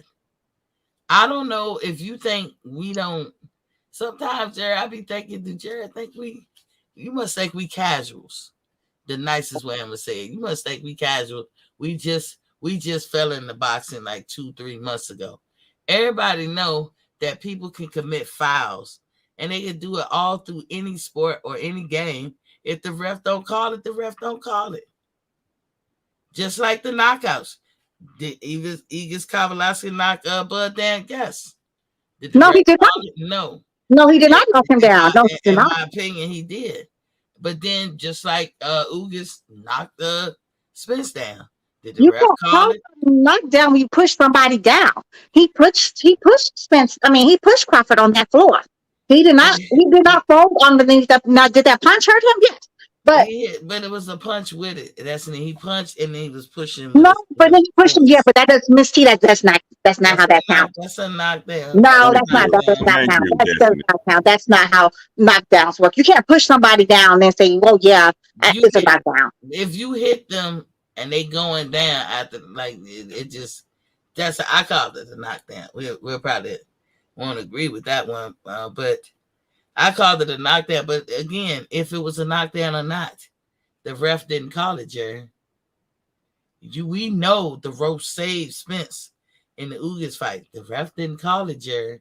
The rope saved Spence in the Danny Garcia fight when his ass ran into them damn ropes and turned his head, getting all shook and whatever. Danny Garcia was knocking that big ass head back. Danny Garcia, to me, what I think made him lose ground, I should say, with Spence, is he didn't press on the gas like he do everybody else. He didn't. You can see the hesitation. I saw it. And when you hesitate with Spence, and I'm telling you, I always wonder why people stand in front of him and let him have the time to sit on his punches and rip them. It's probably from these nuts. Mister, did you see Bud's his little block party or whatever he had? Shout out to Bruce Bang because he posted that video or whatever. And he had like all of these people that was out there in Omaha. Girl, you seen some of everybody, from old folks to young folks to black to white to Mexican. Like they fucks up the hard way. Like he puts on for his city. He does so much good work back in his city. He does good work down in Africa. Like he's such a philanthropist. Yeah. I mean, if you don't help for nothing else, he's doing what people say they want to see outside the ring, and he's doing those things. I don't understand the vitriol this man gets. Well, I mean, it's because they love Spence more, and that's the one they want. Spence more, but you see him moving like the way he moved. I don't understand but that's how some people roll. Active activist said, but if they don't even give him a warning, that's another issue. He shouldn't lose a point on the first low blow. I agree. Ref's supposed to say, keep him up, and then take points away after that. Now, I'm going to beg to differ a little bit, active activists, because as you always say, it's up to the ref discretion. The ref can give no warning and just take a point if he feels it's that egregious. But the point is, you hit the nail on the head. They don't even fucking give him a warning. Like they don't, and giving the warning is recognizing that a violation has taken place. Like, nigga, I see you. Don't do that again. Hey, if I'm Crawford, right? Mm-hmm. And this is an issue, and just like shit, I know he can't sit around and say he ain't fucking watched no Spence fights or heard the same shit y'all talking about. No, that's why he's seen Spence fights. He's been to some of Spence fights. If I'm him, right, in that locker room before they come out, and you know the ref coming in and check everybody, I'm like, hey, look, ref, make sure this nigga, hey, watch the nigga nuts now. They watch this nut goddamn because he punching niggas in the nuts and he ain't got goddamn points taken off. So I if I was him, I'd tell the ref to watch for shit like that if it's an issue. The way Sean Porter looked when he was getting clamored in the nuts, I believe that some fight. I don't know this to be true, but I believe some fighters do probably tell the ref. But I'm telling you, what Spence is the best at, hitting you down there without the ref seeing. He knows where that ref. Look, the ref is over there. He's on that guy's left side. Spence is bringing his left hand to the nuts, which is going to hit the guy's right side. You see what I'm saying? The ref is positioned in a way that he can assume that next low blow is to the gut. Big Demon said why he didn't stop Mikey Garcia. Precisely, Big Demon. Precisely. Yeah. Mikey Garcia was, like Miss T said, a whole 150 pounds smaller than Errol Spence, and he couldn't stop his big head ass. Mikey Garcia do got a big ass head though. That's probably why he didn't stop. That nigga is Andrew Charles says Spence. Welcome to the building, King. He says Spence one-dimensional. Thank you, Andrew. I said that. What are you talking about? You never said Spence was one-dimensional. You said Spence has all these great he fights the same way every fight. Shit, I didn't know you felt that way about him. Damn, y'all see, a Spence fan proving us right. But we talking about the keys to victory, y'all, for Errol Spence. Not necessarily talking about Bud, even though we know that conversation gonna come up. But I'm just saying, focus on what is his keys to victory. I said he has several keys. I'm interested in hearing something else. But y'all know his biggest key to victory, this nut shot. That's not his key to goddamn victory. Thank you. His key to victory, he better land one of them lucky punches. Them nut shots. Everybody ain't got it in them to power through it. Tell her, General. Tell her, General. In a court of law, they would probably say he did it on purpose because it happened so much. Exactly. And that's how life works. We know we will never be telepathic. Here comes General big face ass over here with his fuckery. This is Rob says Steve Willis the only ref in the East Coast. Huh? True, but he ain't that blatant to get that instant point. He blatant to me, Patrick. The ref ain't seeing it. I don't know how you don't see. When I showed you the video, he was digging his head in his chest. You cannot say you don't see this man down, and he's still. Miss T, you breaking up, my good sis. You breaking up. About the angles in which he's doing it, Patrick. But in his act, in the deed of doing the act, he is blatant to me. Because, like I said, where's your remorse?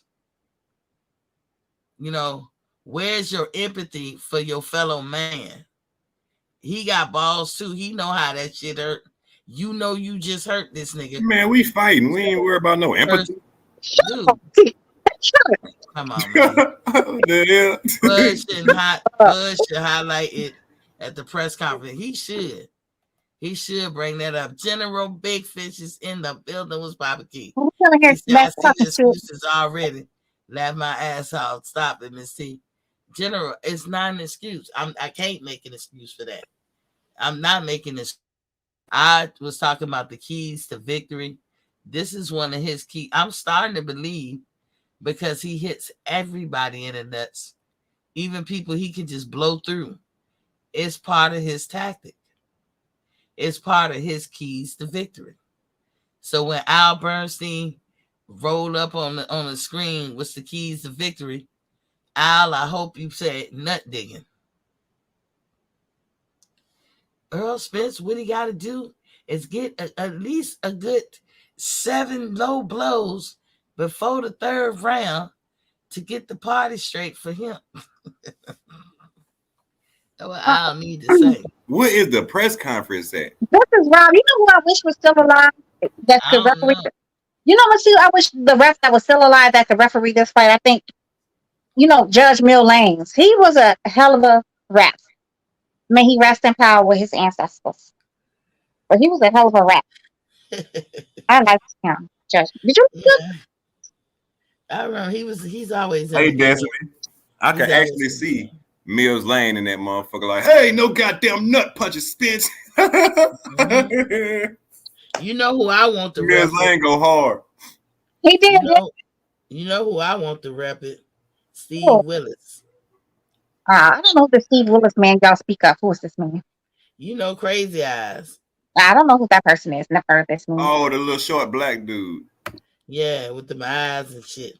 Go look at a highlight of Hank Lundy and Bud, and I think he in that fight when he get up on his eyes, he be looking at you like, God damn, nigga, you getting fucked up, like his eyes be weird. Or if you watch that Clarissa fight, the fight before hers, that bald headed ref, if they had him in there, that'd be good too, because they didn't want to stop that fight.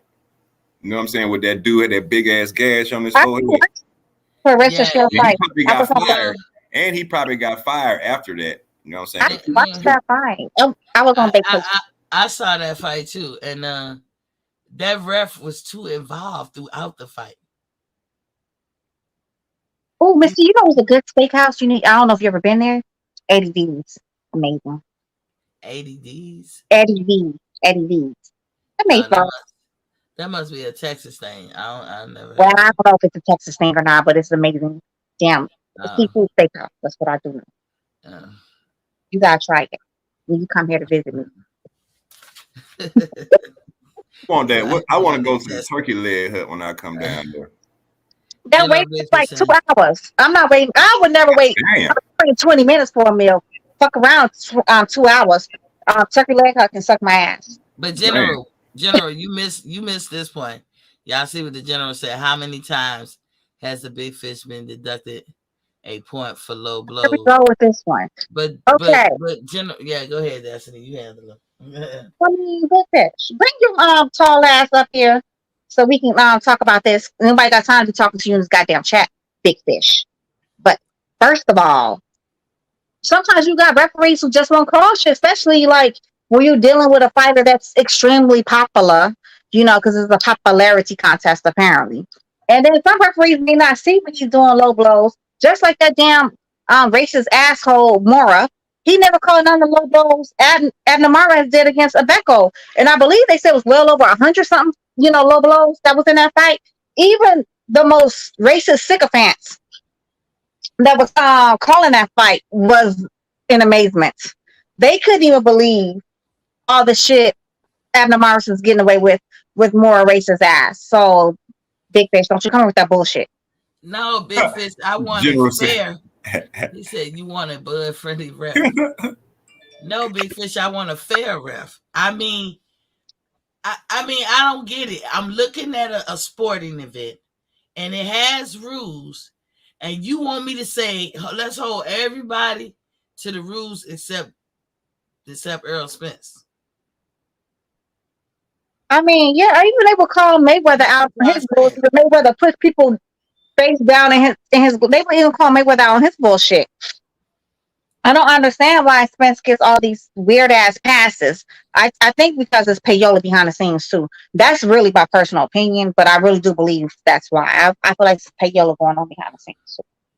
And slow ass James, I cannot stand slow ass James. Misty, what he's hoping how he thinks Spence can beat Bud. He hopes his athleticism gives up on him. That's what Slow James said. He think that turns. He's exactly right. So y'all believe the keys to victory is that Spence has more athleticism? He has more gas in the tank. Then General Big Fish is Eddie V's, like victory. Outdoor. V as in victory. V as in Victor. More output. So wait a minute, ATL, you saying he's more athletic and he has more gas, more output, more output as well. So have you ever seen Bud run out of gas? Yep. Which fight? A couple of fights at the end. You tell her at the end. When's last time Bud go 12 rounds? Because stop telling them damn lies. Most of his 12 round fights, he don't be that. He don't have that same energy at the end. So when he knocked out Benavidez, he didn't have the same energy the whole fight. Are you sure? Nah, he was actually getting his ass whipped. Was he? Nobody had that. You was watching on that one. Yeah, he don't know what fight he was watching either. He was manhandling. He was sunning him. Okay. But I'm saying, I asked you, did you see him run out of gas? He ain't never seen that shit. You are speculating that he would have ran out of gas if the fight went to distance. So which one was it? You speculating that you seen him run out of gas, or you actually seen a fight where Bud run out of gas? I've seen him actually run out of gas. The life we tell. The life we tell. No, just ask him what fight. And don't bring up the fact that he knocks people out early. Nah, just like you said, Miss T, every fight. Every fight. And then Miss ATL, you see Bud run out of gas every fight too? We don't watch Bud like that over here, okay? No, then now you contradicting yourself because you just said every fight.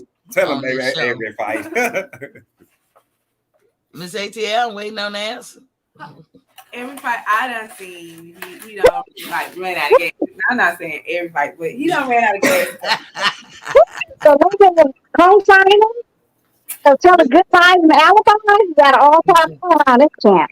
No, I'm saying I ain't going down. ATL, you know I'm gonna come at you. I ain't going down. Like y'all are like sound off and echo flex over there. Okay. You know I ain't going down for murder. Nope. And you echo what he's saying. Point out the fights. Y'all name the fight that he ran out of gas. Y'all got to do that. Name the fight that he ran out of gas. I got to help all of them, like you said. Show me, tell me which. Be more specific. Nah, you weren't specific. Nope. No, I don't think that Spence went out of gas in the fight. I definitely seen Spence run out of gas. ATL, we can go through every fight of Spence and see that he hits low blows.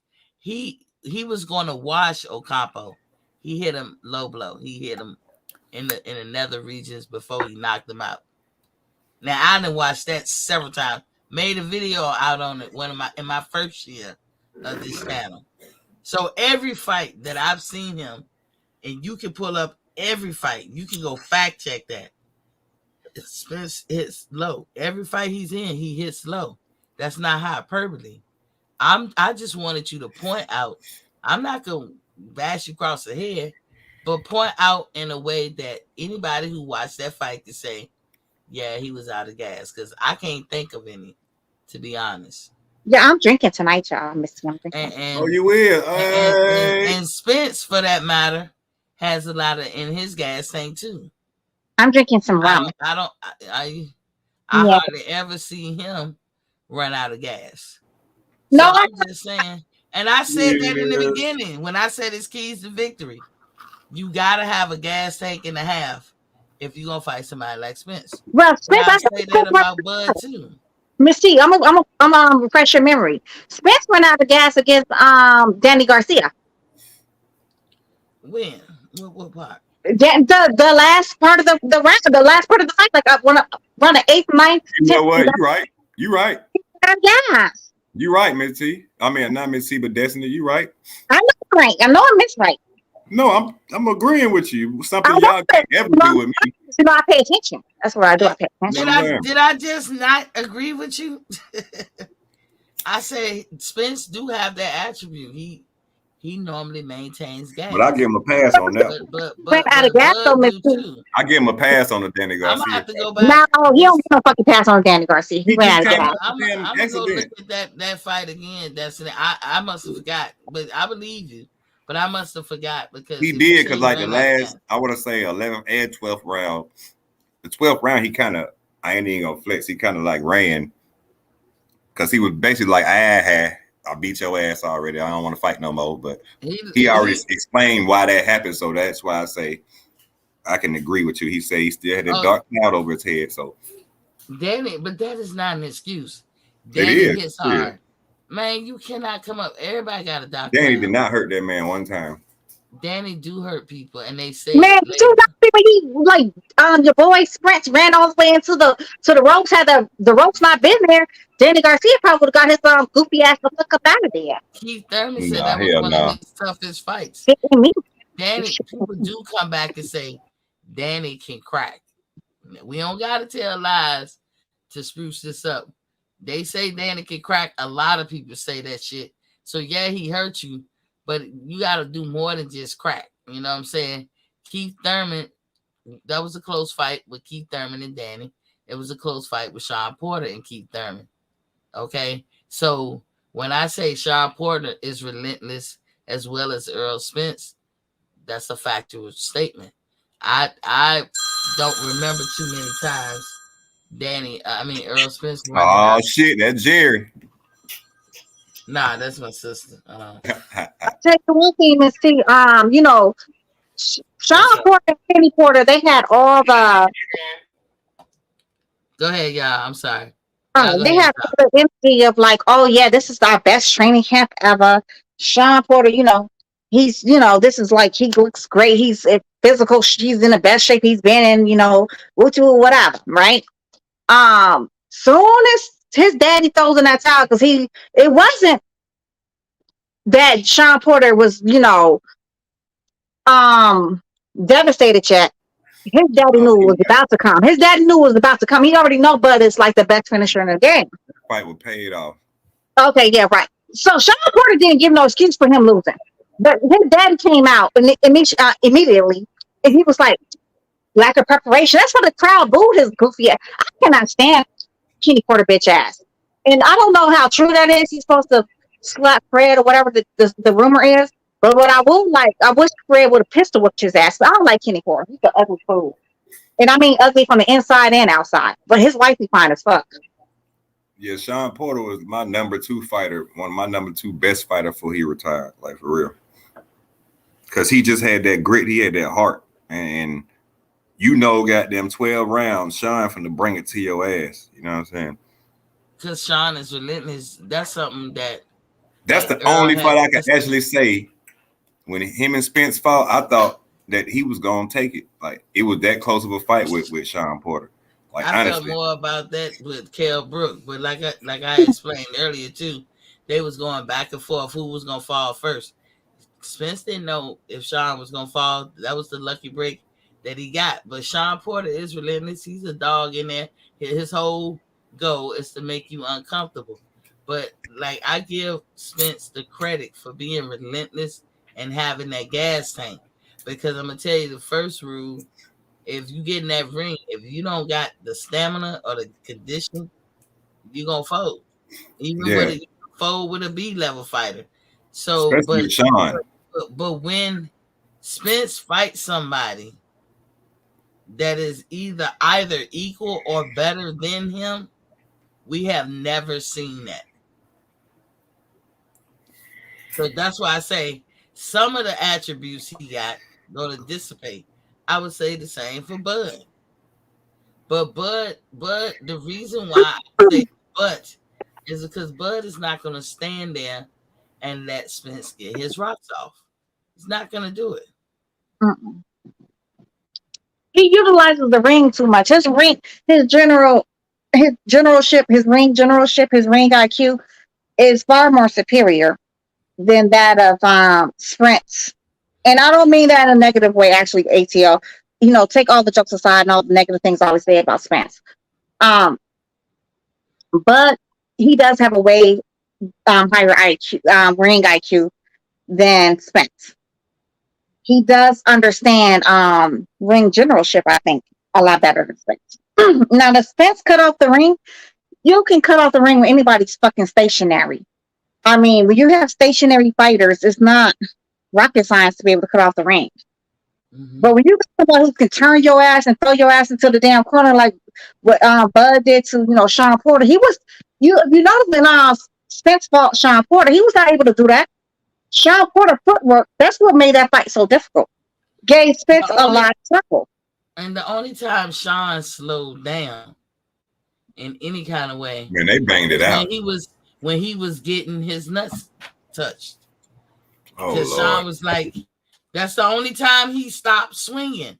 Sean, will swing. Don't say, oh Lord, like that's true. Sean will swing. He's relentless. No matter what you do, he ain't gonna stop.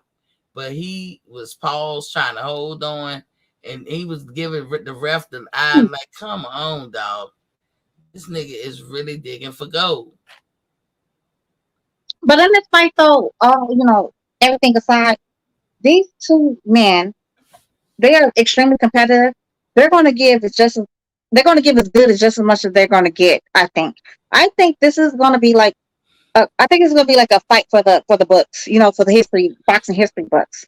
I do think so. Whether who wins, who loses, win, lose, or draw between the both of them. I just think this is going to be one of those fights that's going to be for the history books. They're going to, go on that ring and put it all on the line, kind of fight to me. Sometimes I even have a nightmare. I'd be like, it would just be Bud's luck if Spence came in there and won the shit. It would just be his luck. Sometimes when you're talking about the big upset, like, you always worry about that because the fighter has a chance. Spence is no slouch. He's right. No slouch. He comes forward regardless. He's like the Terminator. He's relentless, and he got a gas tank. But the same tactics that he used to get everybody up out of there can be the tactics that can put him in a whole world of trouble with Bud. Because as he comes forward, he leans on his front foot a lot. He's not going to change that habit. He lunges when he's jabbing, not all the time. Spence do not stand erect straight up and just throw his jab out there. He leans into it sometimes. You can't do shit like that with Bud Crawford. So his keys to victory, with both of them, I would say, but mainly my overall point of view would be, don't change up now. Stick with what got you to the dance. But however, watch your six. Shout out to Coach Malachi. He was like a couple of weeks ago. He had Timothy Bradley on his show, and Timothy Bradley said this came from Timothy Bradley himself. And Timothy Bradley, y'all, how he can be a little strange at times. But this, I truly don't believe he was lying. He said, they just like, okay, we can give you a sparring partner. We're gonna like give you Bud or whatever. And he was like, who was this guy? Like, at this time, Bud was like unheard of. So, or Terrence Crawford. So he was like, okay. So Terrence Crawford came in there. He said that man whooped his ass from one end of the corner to the next. And then he said, like, then he would go back to his corner, and he didn't have nobody there on his side, to be a coach for Bud. Bud was his own coach. Because you know how they say, like, he does his own thing in the ring. You always know Bomac says that. They just let him go do his own thing. And he didn't have, and he said each time he thinks like, oh yeah, now I'm gonna get Bud this time. He said Bud would come back and he would switch up everything and still whoop his ass. He was like, man, what the fuck? He said he told he was like he asked Lil DeBella something, and Lil DeBella's like, why? Because he's terrible. He was like, hell no. He was like, I'll buy his contract. How much, Then he said all of a sudden Lil DeBella was like, no. I know Black Bud or whatever, because Timothy Bradley wanted to buy his contract. And I think from what he was saying, if I remember correctly, he was able to get Bud out of that contract with Lil DeBella and get him on to Top Rank or whatever. No, because I think that happened a little different. Whoever he was in the contract with at first had him locked in, and that first contract he did with Bob before he re-signed, he had to pay two managers. Everybody forget that. He had to pay Bob as a promoter and Lou DeBella as the other promoter. So Bud, essentially, whatever money he was making in the beginning, when we started knowing him after the Tim Bradley meetup, that Bud wasn't taking home a lot of money. He wasn't at all. And when Mhm. he re-signed with Bob, that was his opportunity to Mhm. make a lot of money. Bob saved him by even allowing, not shelving him and putting him out Mhm. there, giving him fights and all that stuff. It don't mean like you can be mad at somebody and love that person at the same time, or be happy overall with what somebody did, and then have this one area where you don't like it. Right. Siblings do it all the time. But yeah, Bud, thanks to Bob signing him and actually getting him fights, because Lou wasn't getting him fights. Yeah. Yeah. Lou pretty much had him on a. He was like, I don't know what to do with this guy. And one thing's for certain, two things for sure. Can't nobody ever say they seen Bud in a boring fight. Somebody tried that. I'm like, show me the fight that Bud was just in a boring fight where you was like, God damn, this shit is boring. Stop lying. Mhm. Like, Bud has never been in a boring fight. That's not a thing for him. Shout outs to Teddy Atlas. I agree with what he said. One of the fascinating things, we're not supposed to talk about, Bud, I'm sorry. But he just, y'all remind me to talk about when Teddy be saying his instincts. But I'm going to get back on Errol Spence. As I said, the very things that make Errol good or great can be a flaw in this fight that I see. We know that he punches. We know he jabs. I'm going to tell you what Earl understands. He understands that you need to work off your jab and you need to be first. And that's what I see in him. A lot of people don't put a lot of stock into when your corner tells you be first, meaning initiate the jab, initiate something first, be first. You will change the whole tone and the dynamic of a fight just by doing that. And Earl does that. He keeps you guessing. He keeps you thinking because he constantly putting his jab out there. Now, a lot of people say he's the best jabber in boxing today. I don't totally agree with that, but I don't disagree with that. I'm not one to put a basically fundamentally sound boxer on a pedestal. Earl has to do a whole lot of stuff before I move to the box of, you know what, just teach people the basics. Because if it was just about just the basics, don't you think that would have been a game plan for any and every boxer that come into professional fighting, and especially since they've been fighting since they were boys, little boys or something? Don't you think that everybody would be like, I'm just gonna learn the fundamentals, because the fundamentals is gonna get you every time. Most of these boxers got heart. Errol Spence got heart. He's fundamentally sound. And like I said, he understands be first. That is a big thing in his arsenal. He sits down on his punches. Some people can get there and have the time to sit down, and they don't, but he will. But again, the other side of me say, not only is he being first with the jabs, he being first down the nether regions. And to me, that sets it up for that boxer to go lay in the corner and just stand in front of him. Everybody that Earl fought wasn't a stationary target. They were movers. They do lateral. You can look at their other fights. But some reason with him, they don't do it. What zapped that out of them? Especially if they started the fight moving.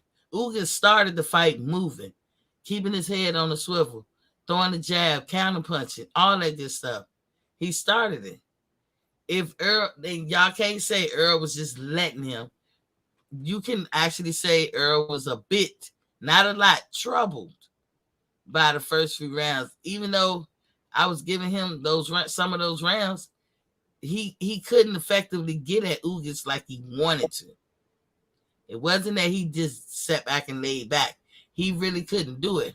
It was only after Ugas almost knocked him out the ropes, the Earl come back and he just stood there and took the shit. How we know he wasn't hurting down there? Some of y'all to stop. That's only after Ugas decided to stop moving around the ring and stand there in front of him like a like Toby or some shit. to just get abused, which I didn't understand that game plan. That was odd. Like a punching bag. He just stood there. Yeah. And you Like, was like, you had to ask yourself, are you throwing the fight?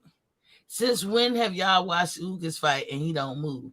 He's a Cuban boxer. He do all of that shit that Mexican fighters don't. Or in like Destiny described Earl as a Mexican black fighter, whatever. But Earl, he need you to sit in front. Them body shots ain't gonna have as much stank on them if you don't stand in front of him and let him sit down good and rip them. They're just not. Because Earl can't rip body shots on his toes. I've never seen him do it. If anybody has, let me know. I would definitely go look that up. But I have never seen a fight where Earl was on his toes, ripped the body shot. Nine. So that tell me right there, you got to get to the point where you can sit down, and then by the time you do all that, is the nigga still in front of you? Is the question. Mr. Golden is in the building. Was Papa King, said Lady T. Hello, Queen. So for those of y'all, Mr. Golden, Big Fish, I played the videos where you can't deny that he knew. And that's why I was asking people, was the low blow a tactic? And in my opinion, it is one of his keys to victory. Errol Spence go through a fight where he don't make no low blows. I think that fight gonna look a lot different. hey Golden, what's up, Golden? Let's see what I was gonna say is though, some people did feel like I mean, I'm not into the conspiracy theories. I'm not gonna go there. But it was really odd though with Ugas. After the fifth round, after he went to the corner after the fifth round, he came back to a whole different fighter. He had a whole different style. I didn't understand. It was very strange. I mean, what is this? I'm just going to stand here and with my guard up like this. Like, I didn't understand that. That was odd. But I don't think he blew the fight. But some of the so-called tweets that's supposed to be Ugas. First of all, this nigga don't even speak English.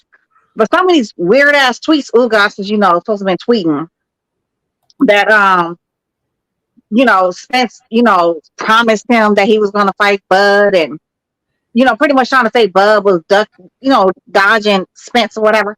Bananas, complete bananas. Is that like the spin they put on it, or because I didn't see the interview? So is that the spin? No, did it get lost? Did it get lost in translation, or was I don't know, because I didn't see what he's saying. Because I don't know how he weighs in on that. He was busy crying about the fight that they was gonna have him in the box off before Spence. No, this was after him and Spence fought. This was after him and Spence fought. So these tweets that's been coming out, that's supposed to be coming from Ugas, that supposedly he's writing or whatever. Mind you, this man speaks as much English as I speak Spanish, and the only thing I know is uno, dos, tres. So he's supposed to be writing these long ass, essays talking about some Spence promised him, that he was gonna fight Bud next, and pretty much trying to say Bud was, playing duck duck goose with Spence or whatever. Like these shits, I'm like, the fuck out of here. Like, what are y'all talking? So when people have some of these conspiracy theories that they believe Ugas threw that fight or his, whatever, or PBC did something weird. I'm not a PBC hater, and I'm not gonna sit here. I don't understand all these people who just wants to bash Al Heyman for whatever reason. I don't. All promoters or managers, they all have their own perks, so they all do their own thing. Anyways, but I just do find it weird though. He did go from the fifth round to the sixth round. He was two different fighters. From the first to the fifth round, he was one way, and then from the sixth on, he was a whole different fighter. Very strange. Very strange. Now, I haven't heard them use this. They could have said he might have broke his orbital bone way before it was noticeable to the rest of us. And that, let me tell you, when you get hurt, everybody know this. I'm speaking to the choir on this. It depends on the person, but most people react like they are paused. Like, If I'm hurt, I'm barely moving. Mm-hmm. That's just a fact. I have a certain pace in which I walk, but if I'm hurt, it doesn't matter where I'm hurt. I'm Mm-hmm. slow motion like a motherfucker. You know, What up, Golden? and that's what I think is possible, that he hurt the eye or it was on the cusp of being fractured. Mm-hmm. And Ugas just didn't want to move that much. But he had to know, standing in front of Errol Spence, Errol was going to treat him like a body bag. That Not a made body bag, but a boxing bag. yeah. So Errol, again, that is strange. I don't try to get off into the theory. It was like a switch went off. It really was. It was a strange switch. Like I'd never seen that one before. I was like, okay, but this is different. If anybody stick a mic in front of Uga's face, ask him that shit, because I haven't heard that asked of him either. Like, what switched in you? You was counteracting. You was head on the swivel. You was moving. You was, bobbing and weaving. You got the best of them for a hot second, and then you switched and you just let them beat you up. What was hurting on you? Was it your nuts? Was it your other eye? Something. I would love to know. Like that was the oddest transition. Like what happens from 1 second to the next? You just go in the corner. I mean, your coach is telling you you're doing a great job, outstanding. And then you just go back and say, you know what, fuck, I'm just going to stand here and look like an asshole. Mm-hmm. I mean, whatever floats your boat. But yeah, like I'm not going to get off to those conspiracy theories. And what I won't do neither, I won't ever say that was Spence in his corner paid, one corner. I've seen some channels saying that weird theory or whatever. Maybe not even channels. It might have been like individuals, saying that weirdness. I don't. Smith may be a lot of things to me that I don't like, but I don't think he's one of those people. Throw people? What you mean? One of those people that paying the other corner to take a loss. Oh no, that man ain't. I don't think that one. But that was. I'm not. I think it's individual people saying that themselves. Like I don't. Mm-hmm. That's not my theory. I don't think that. Well, Mr. Golden, welcome to the building. You got the floor. We talking about the keys to victory. Spence keys to victory, not necessarily Bud. Well, I'm talking about this for him. Ugas took a dive. Oh, damn. I told him joke before the fight what happened, what he was going to do. I can vouch for Mr. Golden.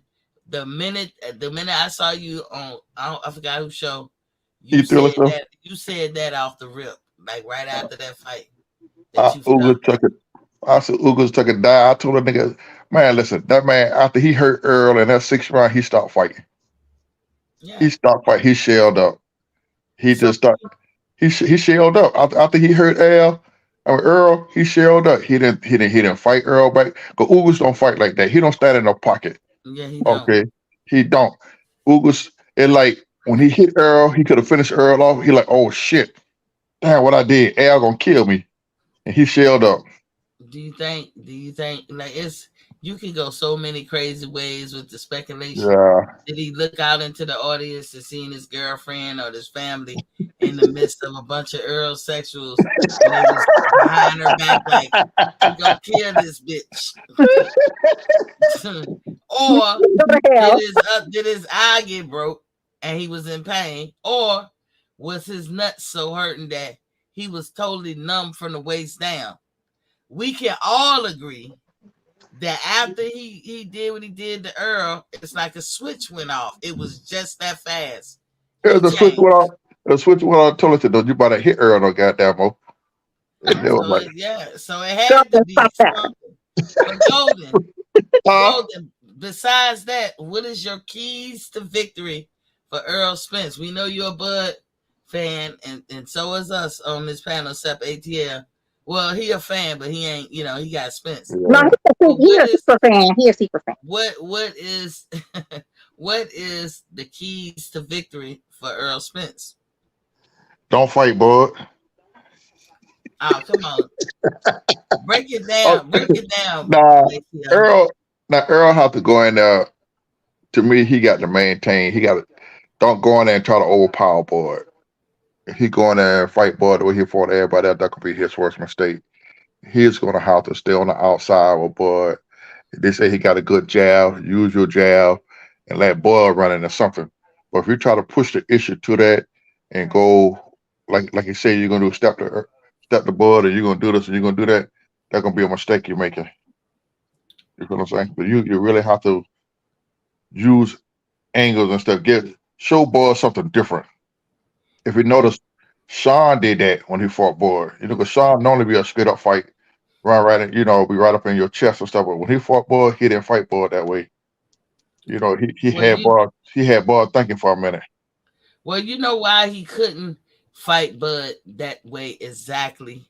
Because Sean was running into shit right off the rip. Right. And he had to change up. Now, if you brought up Sean Porter, which was a good thing, Sean Porter, when he fought Ugas, that's the only time that I can recall that Sean Porter changed how he fought.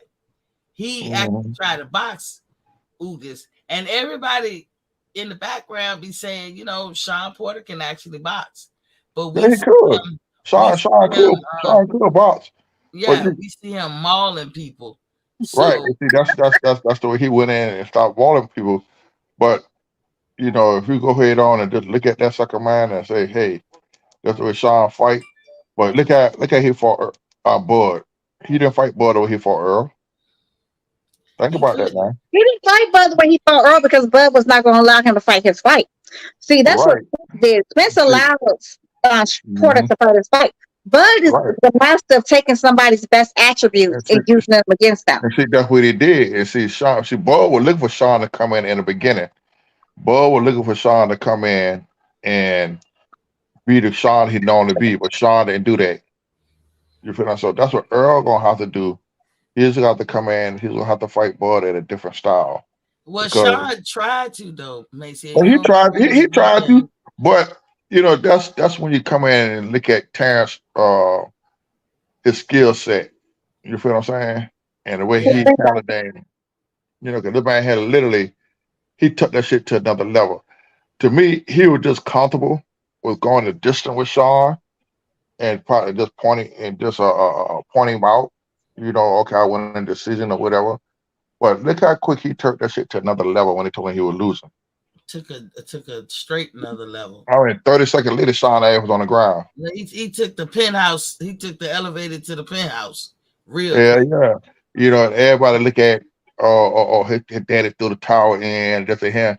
They want to make all kind of excuses and downplay Bud victory. You feel that? So that's why we could do the same thing with Errol Ugas. Ugas stopped fighting.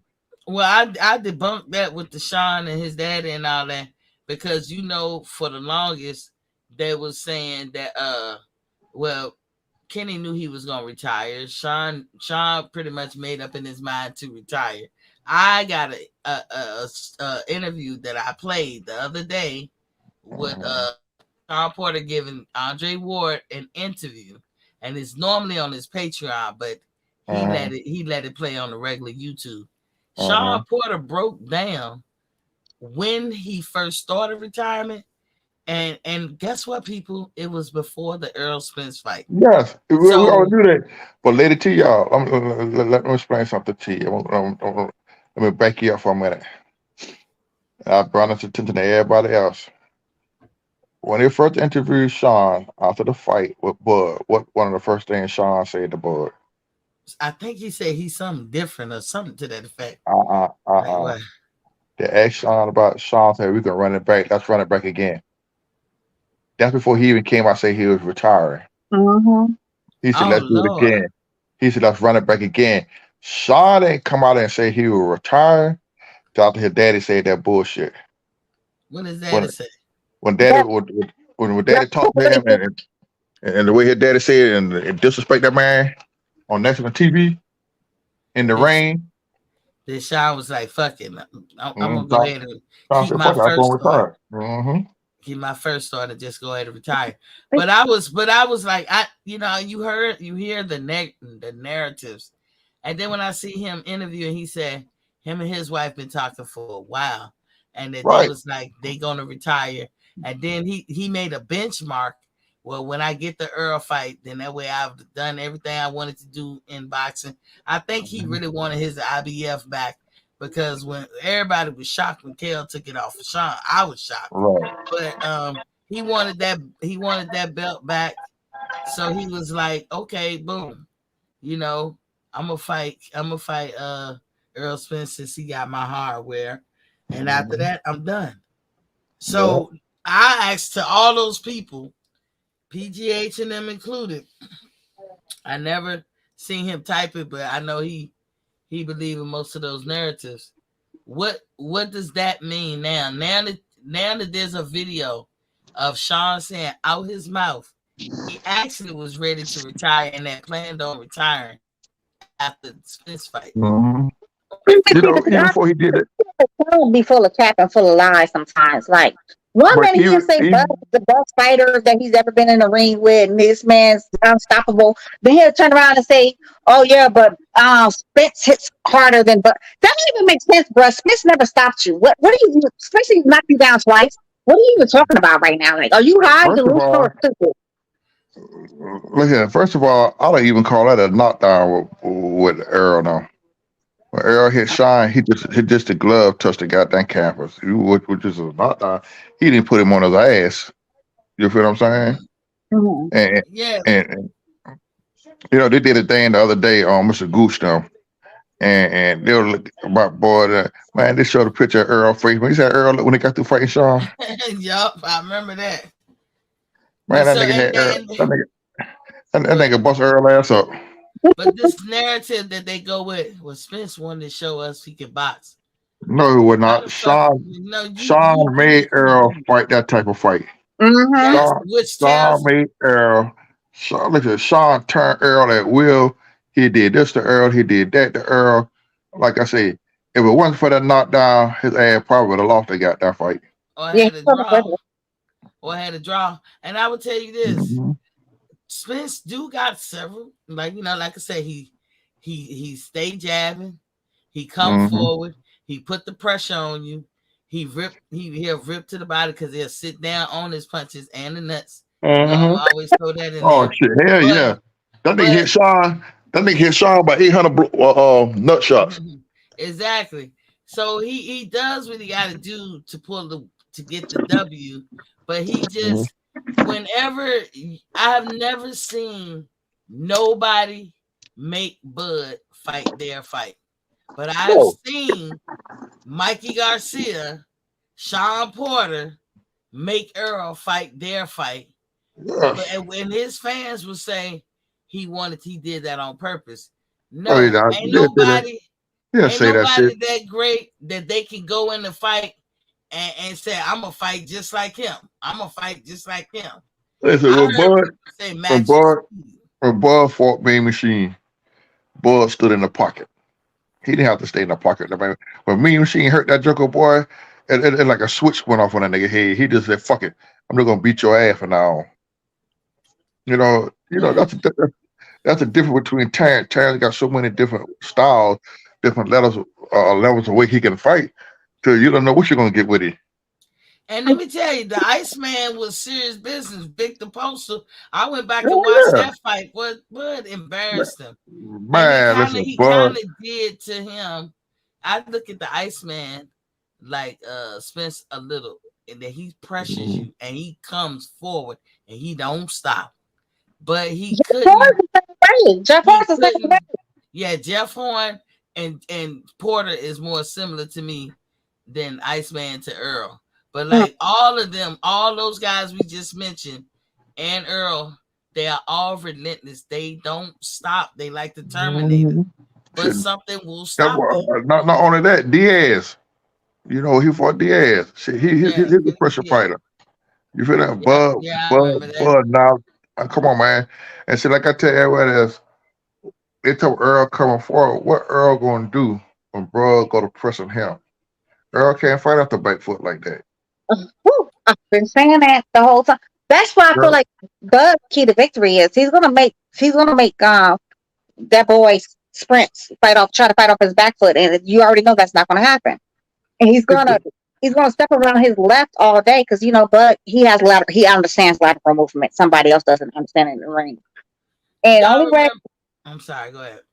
Only way that Spence is ever gonna he better land a lucky punch because it's gonna be a long night for somebody. Yeah, it's gonna be a good fight, man. Do y'all remember? It was, I don't know if it was round 3 or 4. It was maybe between 3 and 6, the round. When Porter was coming at Bud, and Bud popped his ass like in a diaphragm, Aaron. No. And Sean Porter stood straight up. You told no, that was that brought him around 6 when he hit him with that body shot. That shit sounded like a shotgun. Pow! Yeah, bow. And Sean stood straight. Sean not only paused, but he stood straight the fuck up. But that is a testament to both of them. Like, this is why we say Bud is dangerous, but also this is why you be like, Sean Porter is up there as an elite fighter, because Sean Porter will fight through anything. Listen, one round boy hit the nigga ass so hard when he hit the bell for the hit the mat for the 10 second. Sean walked to the corner and said, "Fuck that shit." Sean going to the corner early. Fuck that shit. Crazy part is though, to me, Golden and Miss T and ATL though, the whole time before Bud was about to fight Sean Porter, you had all these YouTube channels and some of the YouTube talkers or whatever, commentators like myself or whatever. Oh yeah, Sean Porter. Yeah, this is Bud. We don't know Bud's gonna be able to beat him. Yeah, we don't know about that one. Yeah, Sean Porter. He been training with Tank. Yeah, we don't know. We don't know. Every fight. I got Sean Porter. People was making I got Sean Porter winning this fight. Man, get in that fucking ring. Listen, when Bud dissect a motherfucker, make him look like that and shit, they come out with an excuse. When he got ready before he fought Carbrook, he kept hollering about fight Carbrook. Oh, you running from Carbrook? Do this, do that. Do this, do that. Do this, do that. You feel what I'm saying? And that's what Errol Spence was Keith Thurman 2.5. Yeah. Because he was like throwing people in front of Bud so Bud could pay attention. And they try to do that shit. Some of Boots fans and other people try to do that shit a little bit with Bud, but it didn't work because Boots hightailed it out the WBO ranking. And Boots said that told that lie that he was chasing them ass in 2018. Get the fuck out of here, Boots. Anybody knew your ass 2018. Yeah, Boots, you don't fit your fight over down some damn place and play some damn dominoes or some damn lies. Bruh, you was not chasing the man since 2018. Bud said he's drunk, he's sleepy. If you believe that, you a fool. You a fool. That nigga drunk. Boss, that nigga drunk. Now, if I ask you once or I ask you twice in 5 years, is that chasing? Yeah, no. That's not Bud told chasing. Is consistent. Listen, you heard what Bud told him, man. Bud said, nigga, just say something I don't like. Disrespect me. Touch my pride. Disrespect me. And what nigga say? That nigga shit. All right, no. We told Boost that. Boo. I think. Well, he said something to that same effect. Yeah, he told. We don't talk like that. Now that was Boo's homeboy, and I said, "Nah, we don't talk like that." I want Bozy. That was my Wallow. Wallow said, "We don't talk like that, man." No, that was Bozy in the phone saying that. Oh no, Bozy. I thought it was said we don't talk like that. But shit, that nigga though, you disrespect Bud couldn't see. That's what Bud told that nigga said. After Spence, my man said, Charlo got to see you. He said, yeah, he got to see me, man. He got to come see me. You feel what I'm saying? All that shit Charlo talking. Remember, Charlo said he's too busy. He got to go change some diapers. He got to, rotate the moon. He got to do all kind of stuff with Fight Bud, according to him. So hold on, y'all. We got the General in the building. Oh, General Big Fish, what's good with you? That's my shit talking, babe. Boss T, what's going on? What's good? Nothing much. I'm just saying the keys to victory. You have the flow uninterrupted to break down the keys to victory. I've been trying. I think I've been doing good. Well, we try to just stay focused on Spence because it's the keys to victory. Now, I don't know if you caught any in the beginning of the show. I absolutely give Spence a keys to victory tactic, his low blows, meaning he's going to use that to his keys to victory. But I'm not saying that makes him great. I'm saying that's what he used. So go ahead, jump in uninterrupted. You break down the keys to victory as far as Spence is. Okay, and can I ask you a couple of questions? Also included Yes, in that, sir. Miss T, Yes, because so I rip those off right out the bat. What's up, big Because fish? what's up, Mr. Gardner? I was dying to click the link when I heard you say, talk about Earl, only how dynamic and how many multiple ways that Bud can win a fight. I heard Mr. Golden say Bud chose to sit in the pocket and fight with green beans, but Earl can't do that, and he was proven to fight multiple ways against Mikey Garcia. He boxed him on the outside. Whatever you want to say, the reason why it doesn't matter. He was successful in doing so. Sean Porter had a football helmet on, chasing him all around the damn ring. So that looked like Errol Spence was on his back foot at least 30 to 40% of that fight, keeping the dude up off of him. Sean Porter was trying to smother him and smother his punches. So Errol Spence had to change up how he normally fight. That was a dog fight.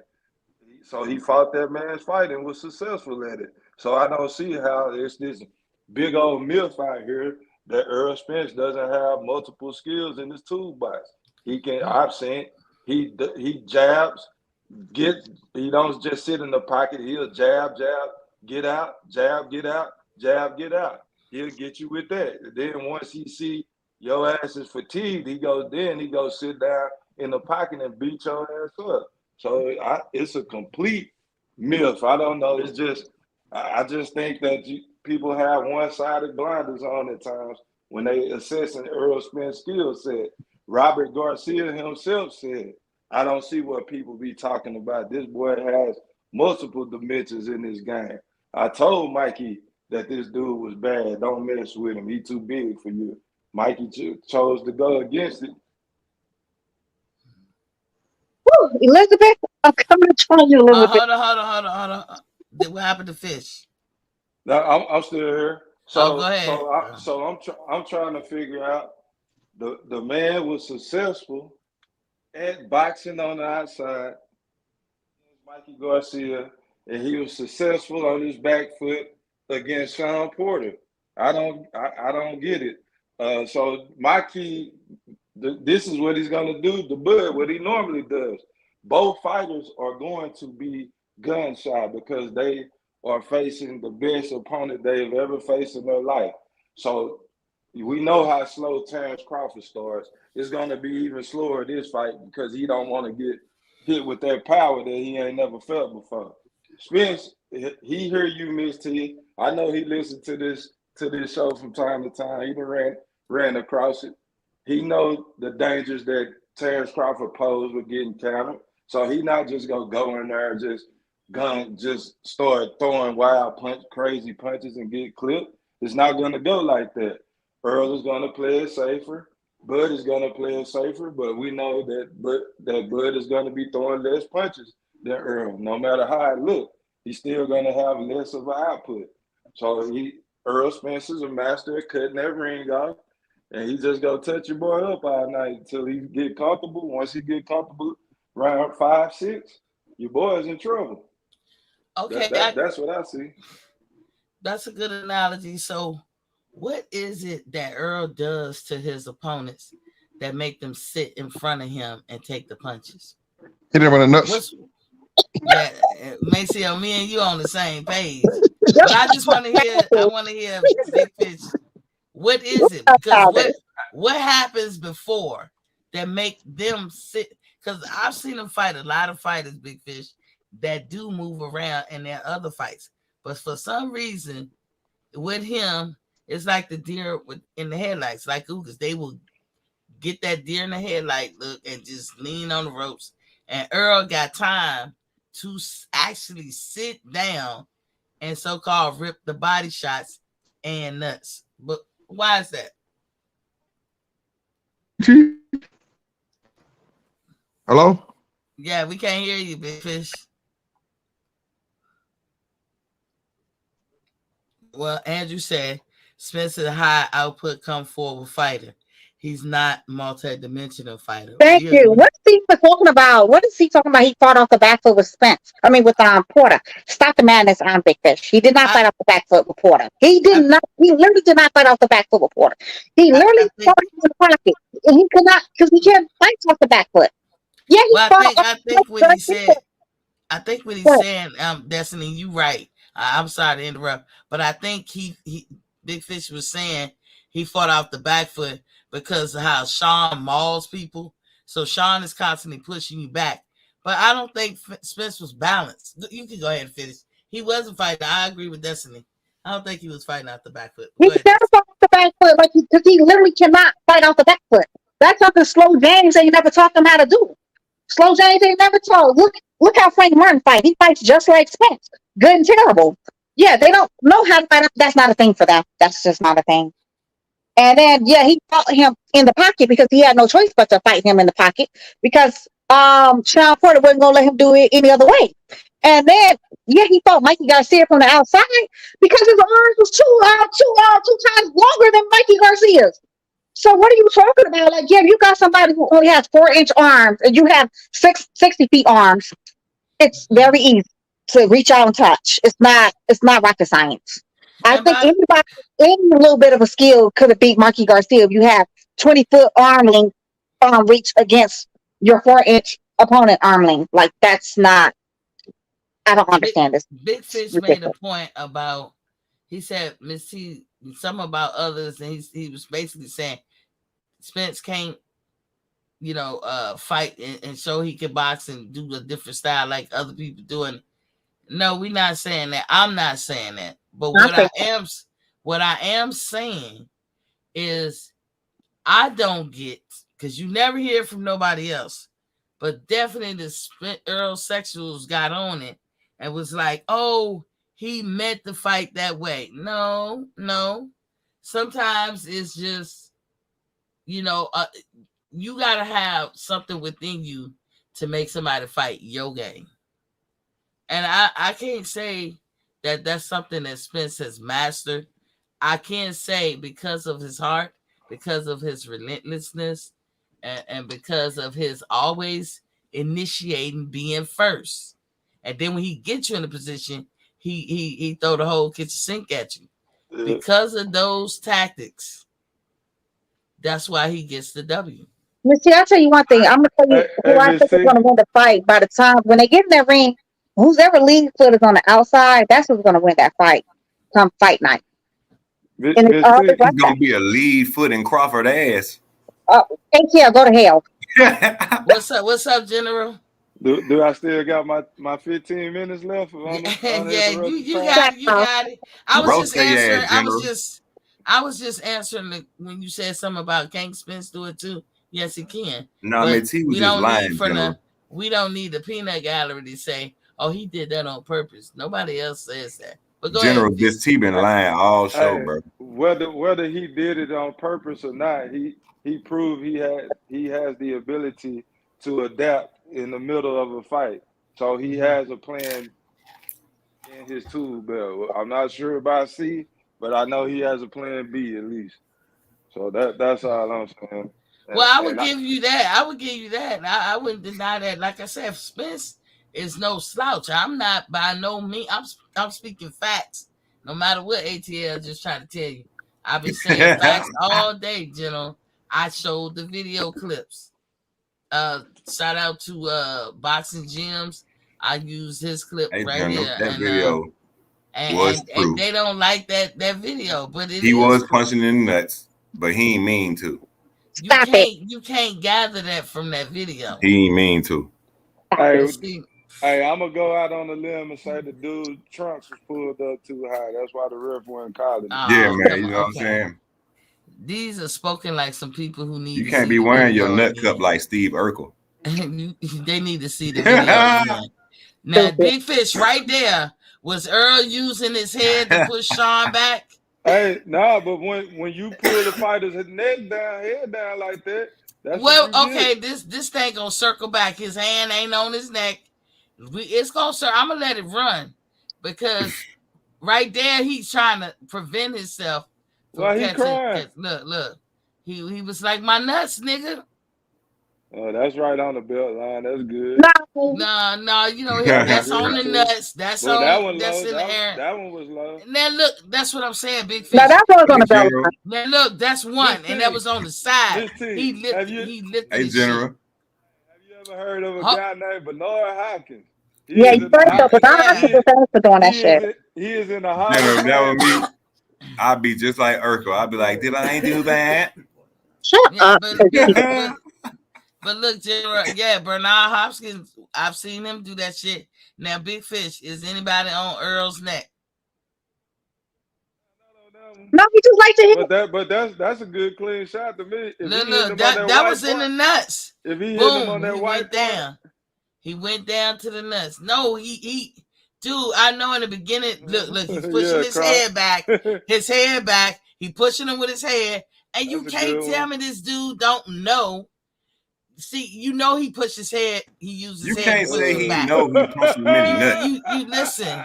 You saw him pushing him back with his head. He did a low blow. He raised up and went right back down. His eyes is right there on the nuts. General. I know y'all not forgiving no dude. Hey, General. Y'all ain't hearing no sorries for somebody to punch y'all in the nuts like that. Can you hear me, General? He's getting terrible. He's getting terrible. General.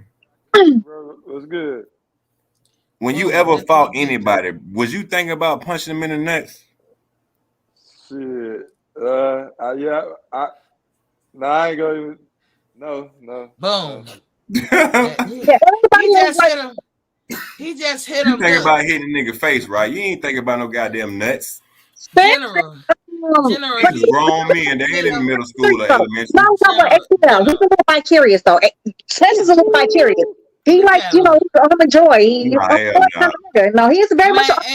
He got a whole goddamn Wi-Fi. He lifting up them nuts when he hit him. That's how he nestling them nuts. Them nuts shots. To the bone. You ever seen Play It to the Bone? When Antonio burnt all those shots, I only got a problem with 2 of them. He was gay for a year. That was a lie. You got just like I said, General, ain't nobody complain. Hey, look at it. Look where the glove at. He pulling his head down. But look, you telling me you don't know that you hitting him? Look, General, his hands is oh so perfectly nestled on the side of this man junk and his nuts. Look how he digging and getting in the nooks and cranny, and you know he twisted his hand side to side. Miss T, I've seen thousands of times of fighters being admonished. Thank you for pushing down on the fighter's head, and they tell him, "Hey, you pulling his head down. That's why he hitting you low. Stop pulling." But that's a perfect example right there, General. Look. I just showed you the clip. He pushing his head down, you get pushing the nuts. Who wasn't pushing their head down. Bing. I was saying that what probably happens is because Earl does it with every fighter he fight. You can't find a fight that he has been in where he didn't hit the nuts. But Earl, when Earl gets you in the corner and he just have you stationary. We ain't gonna do this. You know what? That's when he lifted them nuts. I got something for your MT. I'm gonna find somebody video who pulled up Crawford punching in the damn nuts. General. That's what I'm gonna find. That's why I call him the nutcracker.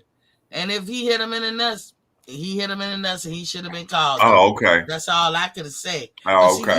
See, you act like. But I'm finna Google while you on here. Don't be trying to hop off. I'm finna Google right now since you want to play video. Google whatever. What I'm gonna say when my eyes see what I see. Yep. General, is it a typical human response? If you know where you put your punches. Oh, boy, I'm at 100 your punch placement. I'm at 100. So even if he was blindfolded, he know he hit them dudes in the nether region. Now, do you back off and get a dude a little space to gather himself, or be like, yo, man, I'm sorry, or you know how they touch gloves like they shake hands, or do you come back with 2-3 more. Miss And I'm T, supposed I say you had a point if we could find multiple fights of Errol Spence, the referee saying time, grabbing Errol Spence by the glove and walking him around the death in the park. I've never seen that happen to Errol Spence, Miss T. I'm sorry. He punched Amir Khan in the balls. I never seen that either. He punched Amir Khan in the balls, Miss T. But But hold on, ATL. I never seen that neither. But just because they don't call it, do that mean it didn't happen? On your ass. And I know about that. I'm sorry, Big Fish. I know you do. I know about that low Go, I'm about to go watch the movie, my little brother. Love y'all. I see. Even if they did, you ran that. That's all. Even if they did a low blow in Amir Khan, because that's what Amir Khan said. But at the time when y'all saw that fight, y'all saw that Amir Khan was looking for a way out. But that's one fight. Show me another fight. Matter of fact, I just showed you like 4 or 5 people that Errol Spence hit in the nuts in his past opponents. Do the same for Bud. Hey, what's more egregious, a low blow or busted gloves? Shit. And he punched green beans in the ball. Oh, shit. If he had a busted glove, I mean, I would think the low blow is more egregious because that fighter, we talking about Errol Spence, he as a fighter do that on purpose. Bud as a fighter don't open up gloves. Hey, Derrick James, if you listening, please make sure you check them hand wraps and them gloves before this important fight, please.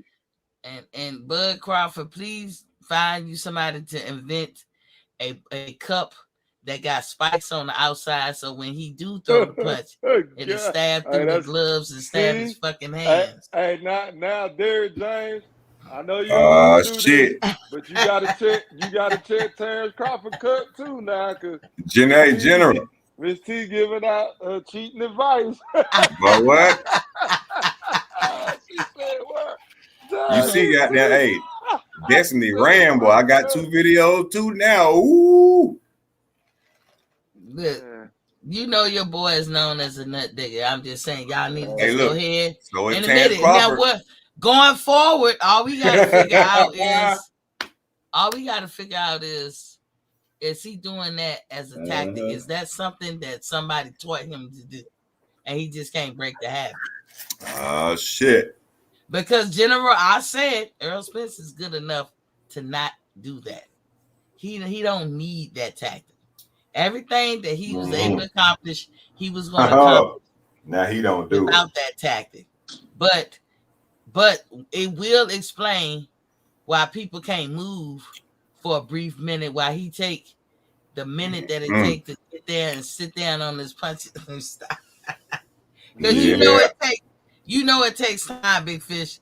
In just a regular jab, there's a lot of steps in just a jab. You gotta some kind of way be on your toes, be positioned right, legs spread apart the right General, amount, they made me do my research, General. Displacing your weight, throwing the jab, turning it over as it connects to you. It's so many 1, 2, 3, 4 like step in a jab. How you do that and halfway sit down on your punches, so when you get somebody right in front of you, you can really sit down. Errol Spence sits down on his punches better than a lot of people I know in boxing. But he gets a stationary target. And I don't think Terrence gonna just stay there. Bud is not gonna be able to move around and stay there. Something's gonna happen where it's gonna be some great action that's gonna take place at some point of the night. If Crawford is winning the fight and Errol Spence have to pick the pace up, best believe he gonna do it. It's gonna be some sitting down on punches by both of them. Yeah, but I've never seen Spence on his toes and rip a body punch or nuts and really put some damage on him. You know, every time y'all say body snatcher, I be like, shit. That's right, ATL. You gonna make me play the video now? Look, I don't know where you gonna play. Where you playing it at? What They video stopped you the talking fight about? with American and Terrence Crawford punching in the balls. You already mentioned that. Find somebody Oh else. shit, facts. So They ain't never what? stopped Earl. No, but nobody ever said that fighters don't They ain't get never no stopped Earl. blood done on them. They Yeah, stopped. They stopped Crawford though. I mean that PBC money good. That's why they ain't never stopped Earl.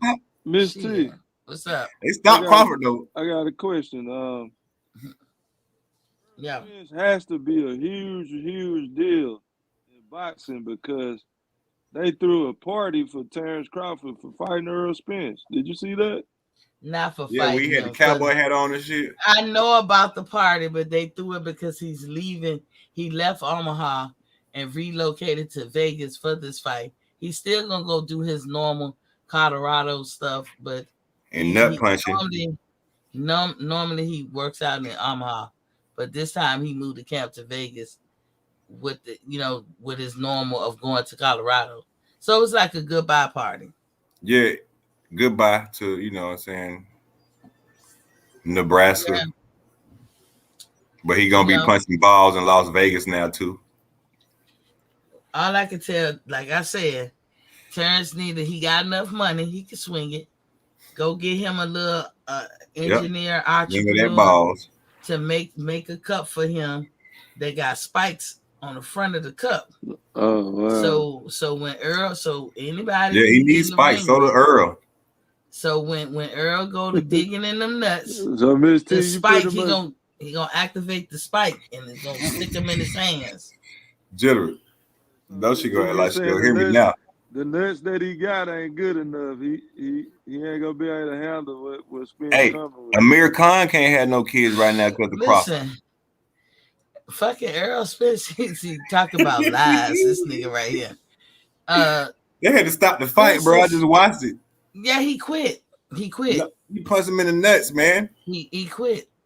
Oh man. Be honest. Damn, T. You know he was looking for a way out. I didn't even know that. I'm just going off. You made me do my research, T. I'm about to go look after the show. That nigga punched Amir Khan in the balls, bro, and they stopped the fight for a minute, bro. Oh man. Man. And did Terrence get a point deducted from him? Nah, but he got warned, goddammit. Yeah, I mean PBC. All I can say is PBC got the money to burn to pay people off. Hey, man. I'm gonna say, what's his name? Errol Spence is the master. He is the master at getting away with it, but yeah, he is the master of digging in your nuts. The fact is, the fight stopped between Crawford and Amir Khan because of ball punch. You see how well his hand is nestled into that joint, like he grabbed a good chunk of it. Big General, I wasn't even gonna put. I just happened to just. That's how us girls grab y'all up like green beans in the ball. We get our hands nestled up in the joint. Green beans the one who knocked him down, and you punch him in the ball. That's messed up. Look, man, look. He got his hand nestled all up in that joint. That's how us girls do. And Big Fish, when he hit him in the nuts, he twists his hand sideways like Leo Santa Cruz to like make it really hurt. Put the Bruce Lee effect on it. Damn, T. Oh man, yeah. We're not gonna get credit for this victory. I can already see that. Boy. Spence did that. No, he gonna get credit. Yeah, I know. Get hit on that line because that's the line. He's gonna get hit. Big Fish, I'll admit, it's coming on both sides. It probably comes from both sides. But I will tell you this: if he throws in the nut, I know I'm gonna be pissed. I hope I can make it through the night without breaking my TV because I like to throw shit when I'm mad. So, and I definitely gotta take my blood pressure that night. Yeah, I'm watching Crawford now. Goddamn it, hell no. We know that if he does that, people gonna be like, "Come on, ref," and it don't matter after that because Fish can say, I'll take the point. You ever did something wrong and you knew you was gonna get an ass whipping, but it was worth it? That's the disposition that Spence have. Hey, look, I might get a point.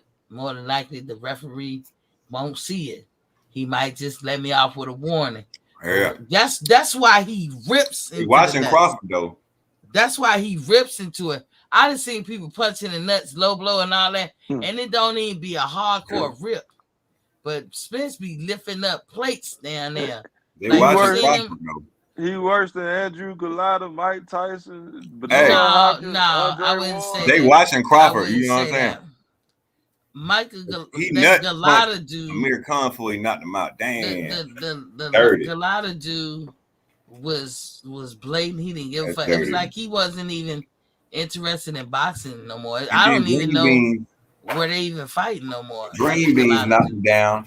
And then he punched him in the balls after that. Damn. So Miss T, is Errol Spence a dirty fighter or no? See, I've never called him a dirty fighter, but he does have that tactic. Dang.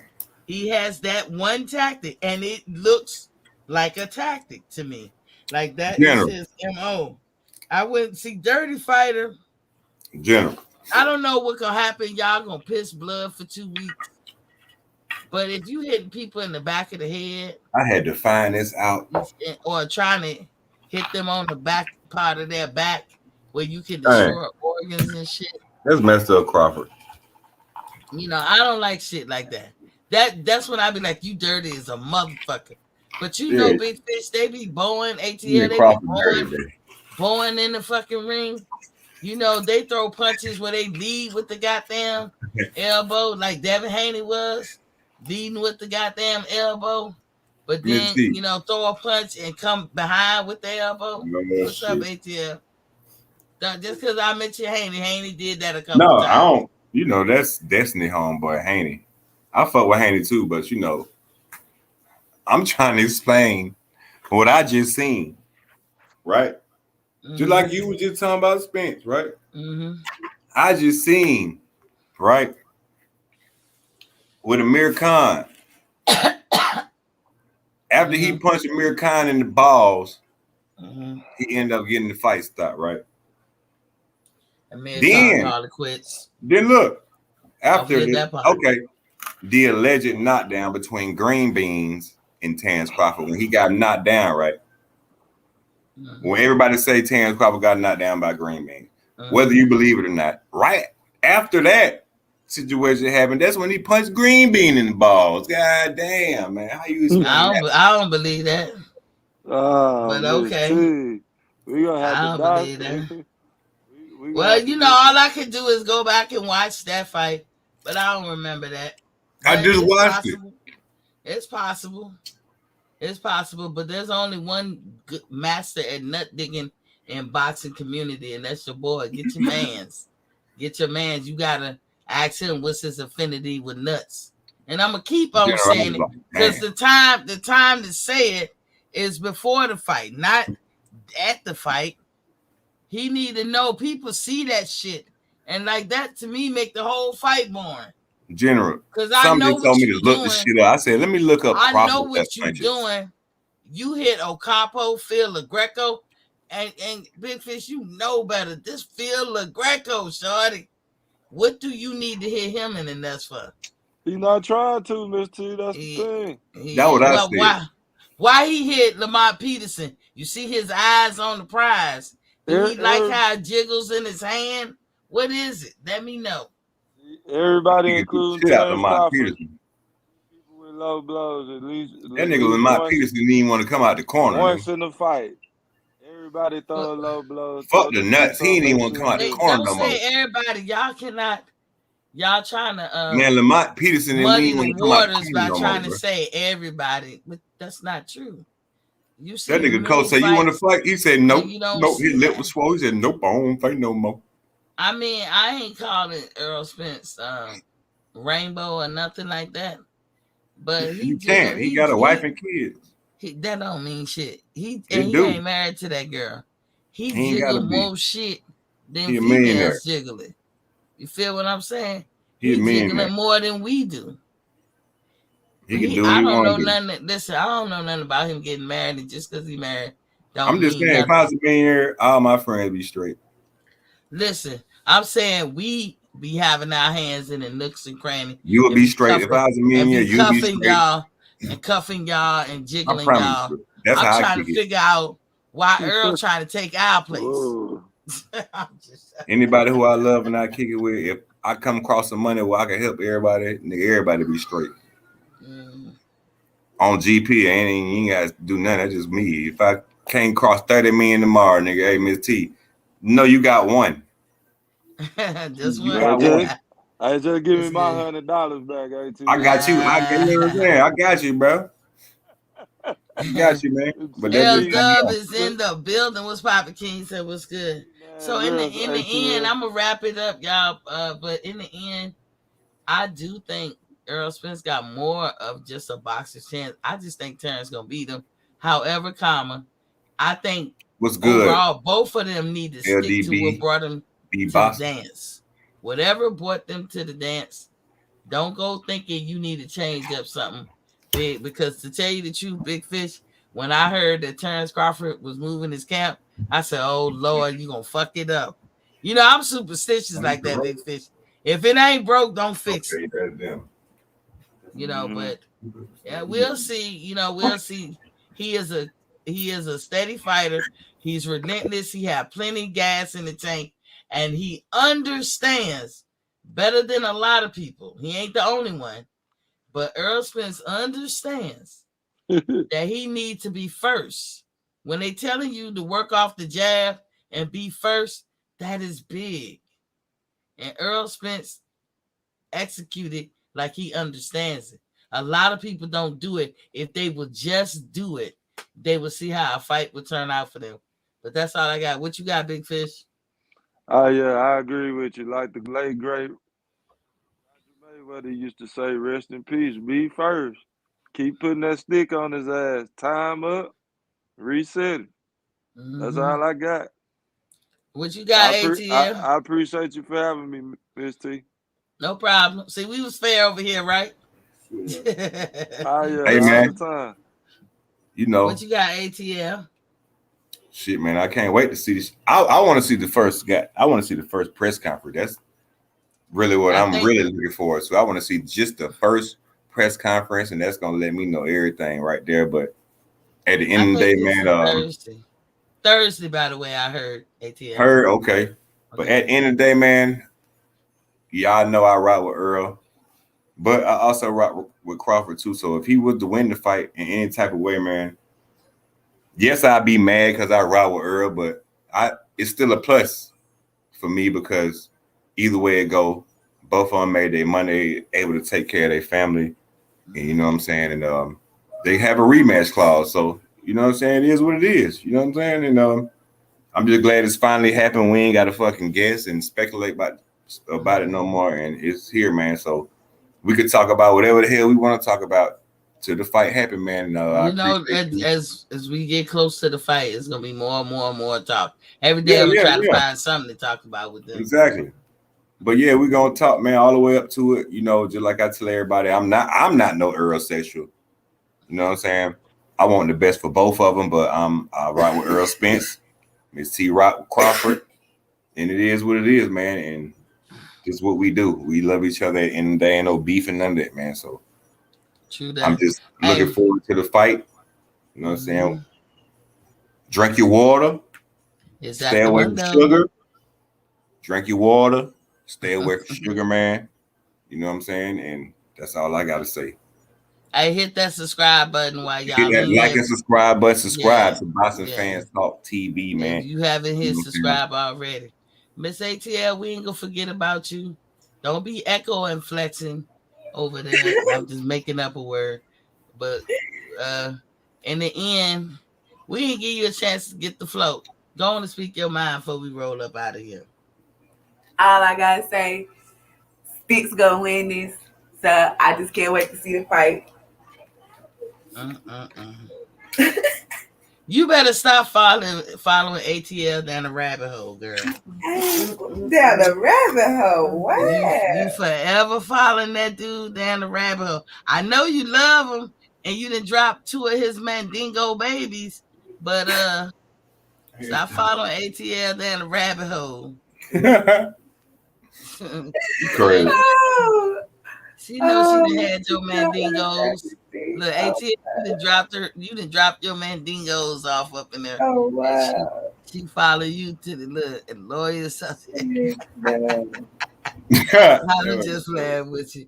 But anyway, yeah, I'm gonna have something to say. I don't know if tomorrow I'm gonna do a keys to victory for Bud. Boy, I might wait a day. Man, I meant to call you and cuss you out the other day, but I ain't, because this is what you got to understand too, Mitzi. Like, I want to say our last 2-3 shows, you've been getting numbers. You got to keep that shit going, bro. Cause we talking about look at the subject. I'm just saying, period though. Yeah, that's how you get your follower. That's how you get, when your algorithm up, that's it keeps going. You gotta keep it up. Yeah, because I had 500 the other day. Exactly. No, 600. 6. When I'm looking at, because they show the number on the screen on my side, I don't never see it go up like that. Never. That's what I'm saying. That's the algorithm, and your algorithm like that, you got to keep it going back to back to back, and you're gonna get more. I see you to gain a couple more subscribers. You know what I'm saying? That's how it works. Just like my shit been on a downfall in the last month. I used to get 1,000 views, this and that. I've been getting damn near 100 views. Like, you know what I'm saying? But that's just what they do. You got to keep pushing. You know what I'm saying? Well, I noticed too, its color got something, because I had a green outline on this one, but I was, and I got damn near 600 on this one. But when I do, that purple color is my color, and I don't know why I like it, but I like it. So seeing like everybody like it, a little bit. But now you gotta take advantage of that shit. That means your shit getting out there more and more people is listening. So you gotta keep pushing. Right, But I know you working, and I know it's hard. But you know what I'm saying. I rock with you all the time. So I'm new to this, but I done been to a point where I had to play with it too. And when your shit is up, you got to take advantage of that. Yeah, that's why I say I don't be reaching for stories. If it ain't a story, you ain't got to. You ain't got to. And that's when I have to get better with my shorts. My shorts. You got to think about this. Look, it's the biggest fight in boxing coming up. You got a whole month and a half till this fight actually happens. Yeah, you got to do what you got to do to the end. You feel me? Right. Yeah, but we're gonna talk about, every time I come on here, I'm gonna be finding a way to talk about this, because this is, like you said, the biggest fight, and that's out of love of the fact that we about to get this fight, and everybody's happy. And I'm gonna tell you, if Bud lose, I would shed a tear, but in the end, I'll be good. I did that at Deontay's fight. By the time I got down to the lobby, I was okay, because it's just a fight. It's sports. And we already talked about it before it even happened, how we gonna be, but at the same time, we both gotta take advantage of the situation. Yeah, I mean, don't think nobody gonna get clowned. I'm gonna get clowned too. I already know, but we'll know. But I'm telling y'all, see, I like to tell people way ahead of time so they ain't confused, or so they can't say I'm pulling it out my ass. Look, no matter what happens in this fight, I don't care if Spence won or Bud won, it's not gonna move the needle on my assessment of each fighter. Exactly. I'm still gonna think 9 times out of 10 Bud gonna beat Spence. I'm still gonna think he the better fighter, no matter what. You gonna just have to chalk it up to the stars won't line up that night for him, or Spence was the better man that night. That night. Not every night. So I'm still gonna feel the way I feel. But hey, if he win fair and square, I'm good. That's the best thing that can happen. He win fair and square, then boxing won. And that's what who we rooting for more so than anybody is boxing. Of course they're the characters or the pawns in the game, but and we tend to endear ourselves to them. Well, boxing won. This year, boxing been winning. So shout out to PBC and everybody and Top Rank and Golden Boy and all of them some scandalous motherfuckers. And all of them sometimes, every once in a while, get it right or do something right for mankind. So I guess 2023 is that year. Hell, we just came off the pandemic. So everybody needed, all sports and everything need to be really catering to the consumers. If we could just get these companies who provide products and services to stop scamming like a motherfucker since the pandemic. Like, take the cars back to their original prices. Stop fucking, taking more money out somebody's account for a bill, and then you be like, can you refund me? And the motherfuckers come back and be like, we'll put credit on it. So in other words, you just took my money and you keeping it. Motherfucker. That happened to me twice in the last month. So anyway, in my Pamela James voice. Peace.